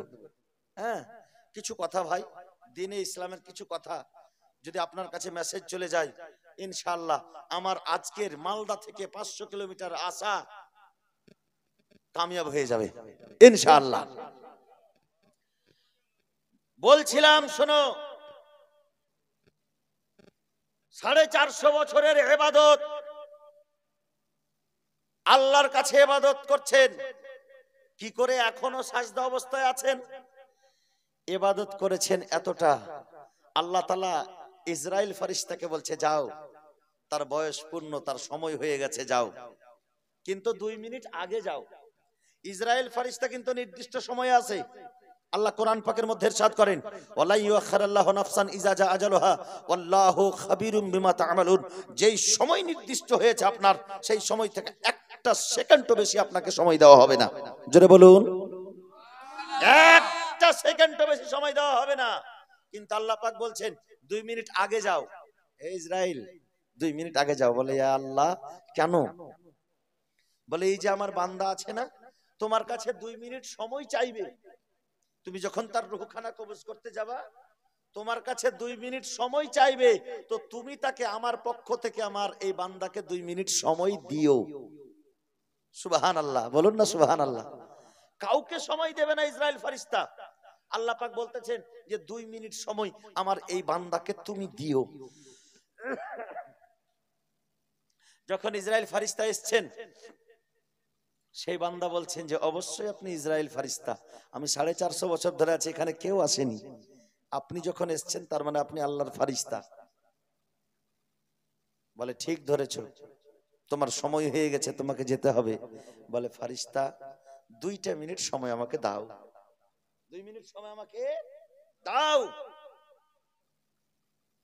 বলে আল্লাহ পাক আমাকে এই কথার হুকুম দিয়ে পাঠিয়েছে যে 2 মিনিট তোমাকে সময় যেন আমি দিই, তো তুমি সেই সময়ের কি করবে? বলে আমি 2 মিনিট সময়ের জন্য চাইলাম যে আমি নতুন করে ওযু করব, 2 রাকাত নামাজে দাঁড় হব, প্রথম রাকাত শেষ হবে, দ্বিতীয় রাকাতের দ্বিতীয় সাজদা, মানে ওই সাজদা হওয়ার পরে আত্তাহিয়াত পড়বে, তারপরে সালাম ফিরালেই নামাজ শেষ। দ্বিতীয় রাকাতের দ্বিতীয় সাজদায় যখন যাব, তো তুমি আমার রূহখানা কবজ করে নিও, আমি যেন আল্লাহর দরবারে সাজদা অবস্থায় যেতে পারি। জোরে বলুন না সুবহানাল্লাহ। সেই বান্দা সাজদায় যখন গেল, দ্বিতীয় রাকাতের দ্বিতীয় সাজদায় যখন গিয়েছেন, আল্লাহ পাক যে হিসেবে হুকুম করেছেন ঠিক সেই রকম ভাবে দ্বিতীয় রাকাতের দ্বিতীয় সাজদায় তার রূহখানা কবজ করে নেওয়া হলো। আল্লাহু আকবার। সেই বান্দা এখন পর্যন্ত সাজদা অবস্থায় আছে। কিন্তু গায়বের সংবাদদাতা নবী আমার যেমন আসমানের খবর বলতে পারেন, তেমন জমিনের খবর বলতে পারেন, জমিনের কর্দমাক্ত মাটি পর্যন্ত খবর দিতে পারেন, যেমন সামনের খবর বলতে পারেন, তেমন পিছনের খবর বলতে পারেন, যেমন অতীতের খবর বলতে পারেন, তেমন ভবিষ্যতের খবর বলতে পারেন। গায়বের সংবাদদাতা নবী আমার আল্লাহ তাবারক ওয়া তাআলা আমার নবীকে সেই সুপ্রিম পাওয়ার দিয়েছিলেন। আমার আল্লাহ পাক বলতেছেন কোরআন পাকের মধ্যে, ওয়া আল্লামাকা মা লাম তাকুন তাআলাম, এ আমার প্রিয়তম হাবিব, তুমি যা জানতে না তোমাকে জানিয়ে দেওয়া হয়েছে। ভবিষ্যতের খবর তুমি জানতে না, তোমাকে জানিয়ে দেওয়া হয়েছে। জান্নাতের খবর তুমি জানতে না, তোমাকে জানিয়ে দেওয়া হয়েছে। জাহান্নামের খবর তুমি জানতে না, তোমাকে জানিয়ে দেওয়া হয়েছে। এ আমার প্রিয়তম হাবিব, কিয়ামতের খবর তুমি জানতে না, তোমাকে জানিয়ে দেওয়া হয়েছে। ভবিষ্যতের ইলম, গায়বের সংবাদ তুমি জানতে না, আমি আল্লাহ তোমাকে জানিয়ে দিয়েছি। জোরে বলুন সুবহানাল্লাহ। যে আল্লাহ আমাদেরকে দৃষ্টি শক্তি দিয়েছে, যে আল্লাহ আমাদেরকে বুঝার শক্তি দিয়েছে, যে আল্লাহ আমাকে কথা বলার শক্তি দিয়েছে, পৃথিবীতে এমন মানুষ আছে না যে দেখতে পায় না, যে কথা বলতে পারে না, যে শুনতে পায় না, এরকম মানুষ আছে না ভাই? আল্লাহ ওকে দেয়নি, আমাকে দিয়েছে। আচ্ছা, একটা কানা মানুষ, অন্ধ মানুষ যদি বলে যে পৃথিবীতে কোনো মানুষ দেখতে পায় না, ওর কথাটা ঠিক হবে? ঠিক হবে ভাই? হবে না। কেন? ও দেখতে পায় না তো ভাবছে কেউ দেখতে পায় না। ও সেই আল্লাহর কাছ থেকে সেই নিয়ামতটা পায়নি। তো কিছু অন্ধ ওই কানা বক্তা আছে যারা বলে যে নবী গায়েব জানে না, কারণ সে হয়তো জানে না, আল্লাহ তোকে দেয়নি, কিন্তু আল্লাহ নিজের হাবিবকে দিয়েছে, তাতে তোর জ্বলন কিসের? কাউকে যদি আল্লাহ চোখ না দেয় তারও কিছু করার নেই, আর আল্লাহ দিয়েছে, এটা আমাদের শুকরিয়া। আল্লাহ পাক নিজের হাবিবকে গায়বের সংবাদ দিয়েছে। আর নবী আমার জানতেন। বলে কিয়ামতের খবর কে বলেছেন? নবী। জান্নাতের খবর কে বলেছেন? নবী। জাহান্নামের খবর কে বলেছেন? নবী। হাউজে কাউসার আছে কে বলেছেন? নবী। পুলসেরাত হবে কে বলেছেন? নবী। মিজান হবে কে বলেছেন? নবী। সব কথাই তো গায়বের কথা।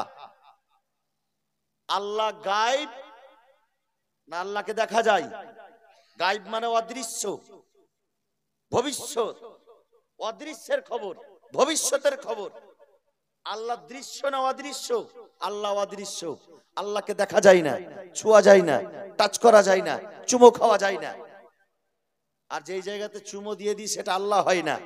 আমরা মাজারে যাই, মাজারে গিয়ে অনেক সময় অনেক মানুষ চুমো দিয়ে দেয় মোহাব্বতে, দেয় না ভাই? পীরের মোহাব্বতে অনেক সময় দিয়ে দেয় চুমো।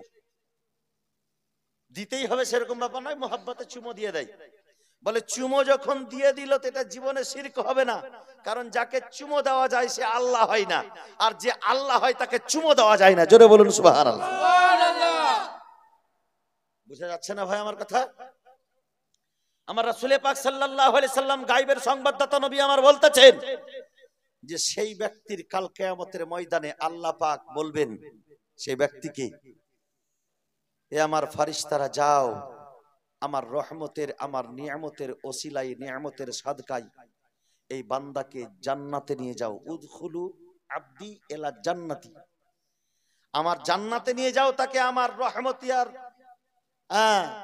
বেরহমতি ওয়া নিয়ামতি, আমার রহমত এবং নিয়ামতের সাদকায়। তো সেই ব্যক্তি জান্নাতে যাওয়ার আগে চিন্তা করবে, ভাই খুব শর্টের উপরে কথাটি শুনে রাখুন ভাই, সেই ব্যক্তি চিন্তা করবে যে আল্লাহ আমি যখন জান্নাতে যাব তোমার নিয়ামত, তোমার রহমতের সাদকায়, তো আল্লাহ গো আমার 450 বছরের ইবাদত কি হলো? আমি কি ইবাদতের জন্য জান্নাত পাবো না?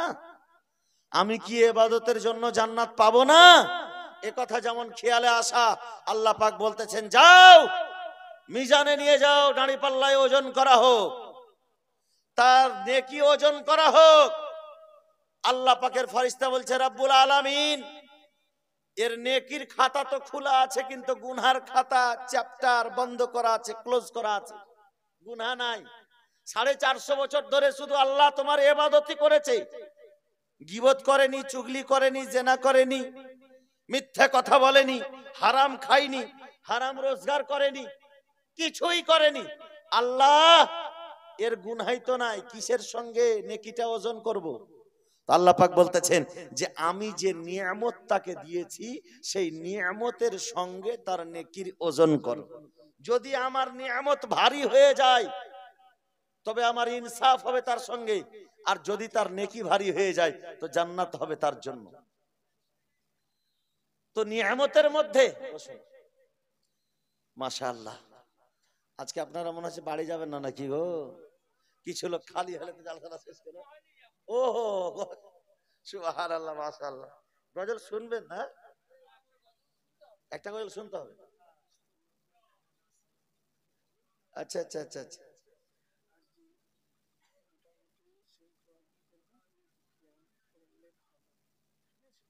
করব।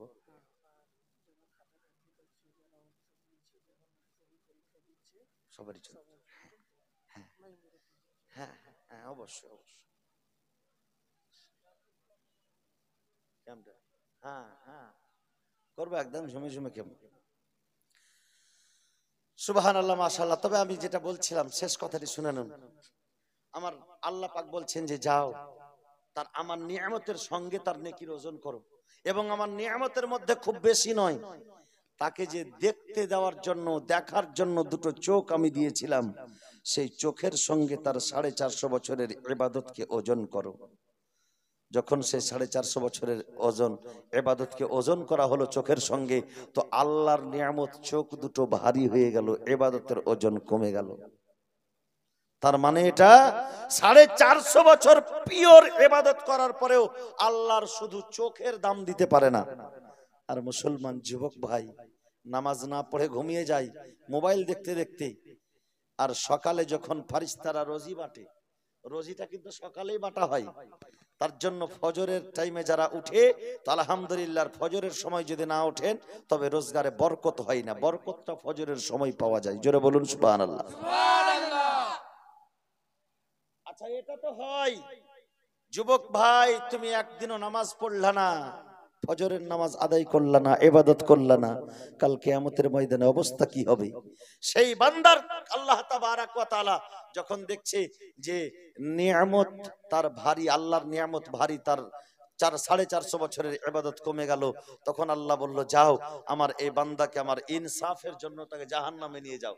সঙ্গে সঙ্গে আল্লাহর দরবারে হাত উঠিয়ে দিল, রব্বুল আলামিন, তোমার জাহান্নামকে বড় ভয় পাই, আল্লাহ গো, তোমার রহমতে আমাকে জান্নাত দিয়ে দাও, আমি জাহান্নামে যেতে খুব ভয় পাই, রব্বুল আলামিন, তোমার নবীর ওসিলায় আমাকে ক্ষমা করে দাও, আল্লাহ গো, তোমার রহমতের ওসিলায় আমাকে ক্ষমা করে দাও। আল্লাহু আকবার। যখনই স্যালেন্ডার করলো, আমার আল্লাহ পাক বলছেন যাও, আমার রহমতে, আমার নিয়ামতের জন্য তাকে জান্নাতে নিয়ে যাও। জোরে বলুন সুবহানাল্লাহ। বলার উদ্দেশ্য হলো, যুবক ভাই আমার, সারা দিন পার করছেন আপনি, গুনাহ কত রকম করছেন, কিন্তু নামাজ পড়ছেন না, আল্লাহর ইবাদত করছেন না। আপনাকে কাল কিয়ামতের ময়দানে সেই জবাব দিতে হবে। আল্লাহ আপনাকে দৃষ্টি শক্তি দিয়েছে, আল্লাহ আপনাকে শ্রবণ শক্তি দিয়েছে, আল্লাহ আপনাকে দেখার শক্তি, শোনার শক্তি, সুবহানাল্লাহ, কত রকম শক্তি আল্লাহ পাক আপনাকে দিয়েছে। আর আপনি যদি আজকে সেই আল্লাহ পাকের ইবাদত না করেন, তবে বেরাদারিন ইসলাম, বুঝে রাখুন, জেনে রাখুন, কাল কিয়ামত পর্যন্ত সুবহানাল্লাহ আপনি যে কবরে শুয়ে থাকবেন, সেই কবর আপনার জন্য ভয়ঙ্কর ঘর হয়ে দাঁড়াবে, সেই কবর আপনার জন্য আযাবের ঘর হয়ে দাঁড়াবে। বরং আপনাকে এই দুনিয়ায় থাকতে আল্লাহর সে নিয়ামতের হক আদায় করার জন্য, আল্লাহ পাকের হক আদায় করার জন্য এই দুনিয়ায় থাকতে আপনাকে আল্লাহর ইবাদত করতে হবে, ইবাদত বندگی করতে হবে। বিরাদারান ইসলাম, জান্নাতি মুসলমান ভাইরা আমার, সুবহানাল্লাহ, আজকে আমরা নবীর মুহাব্বতে, নবীর ভালোবাসায়, নবীর মাসে এই মাহফিলে বসেছি। উর্দু নাতে শরীফের দুই একটি ছন্দ পেশ করছি, মুহাব্বতে বলুন সুবহানাল্লাহ। दोनों आलम के मुख्तार, आवाज़টা একটু বাড়িয়ে রাখো, হ্যাঁ একটু বাড়িয়ে রাখো आवाज़টা। दोनों आलम के मुख्तार, हम गरीबों के गमखार, दोनों आलम के मुख्तार, हम गरीबों के गमखार, लेके आए जहां में रहमत बेशुमार, दोनों आलम के मुख्तार। आए नबी जब ज़ेर फलक में, धूम मची थी हुर मलक में। आए नबी जब ज़ेर फलक में, धूम मची थी हूर मलक में चली हवा खुशगवार, देखो फूलों में बहार, चली हवा खुशगवार, देखो फूलों में बहार, लेके आए जहां में रहमत बेशुमार, दोनों आलम के मुख्तार, के दोनों आलम के मुख्तार, हम गरीबों के गमखार, लेके आए जहां में रहमत बेशुमार, दोनों आलम के मुख्तार।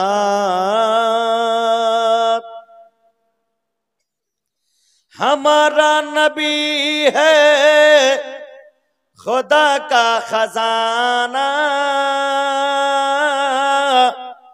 जिसे लोग कहते हैं मुल्के मदीना। जोरे हमारा नबी है खुदा का खजाना, जिसे लोग कहते हैं मुल्के मदीना। लाए नबी जी वकार, चमक मदीना बाजार, लाए नबी जी वकार, चमक मदीना बाजार, लेके आए जहां में रहमत बेशुमार, दोनों आलम के मुख्तार।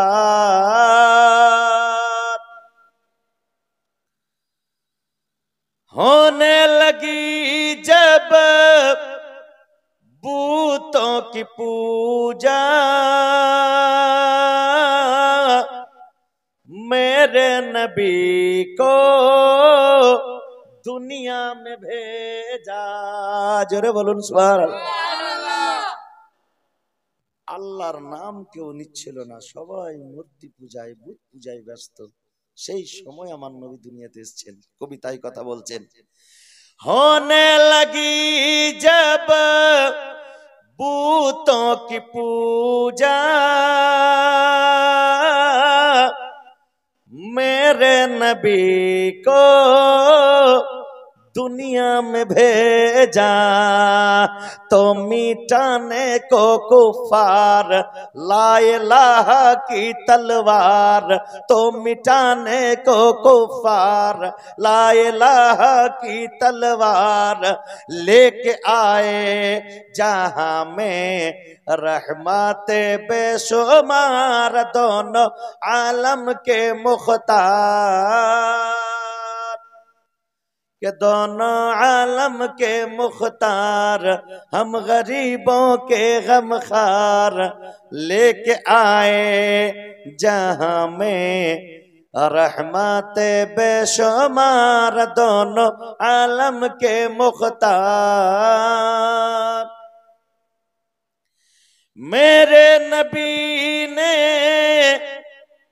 रो रो के बोला, बख्श दो मेरी उम्मत को मौला। जोरे बोलुन सुभान अल्लाह। नाराए तकबीर, नाराए तकबीर, नाराए रिसालत, या रसूल अल्लाह, नाराए रिसालत, या रसूल अल्लाह, नाराए हैदरी, या अली, नाराए हैदरी, या अली। সুবহান আল্লাহ, মাশাআল্লাহ, জাযাকাল্লাহ। আমার নবীজি আমাদেরকে কত ভালোবাসেন যে আমাদের জন্য আল্লাহর দরবারে কেঁদে কেঁদে বলছেন, আল্লাহ গো আমার উম্মতকে মাফ করে দাও। কবি বলছে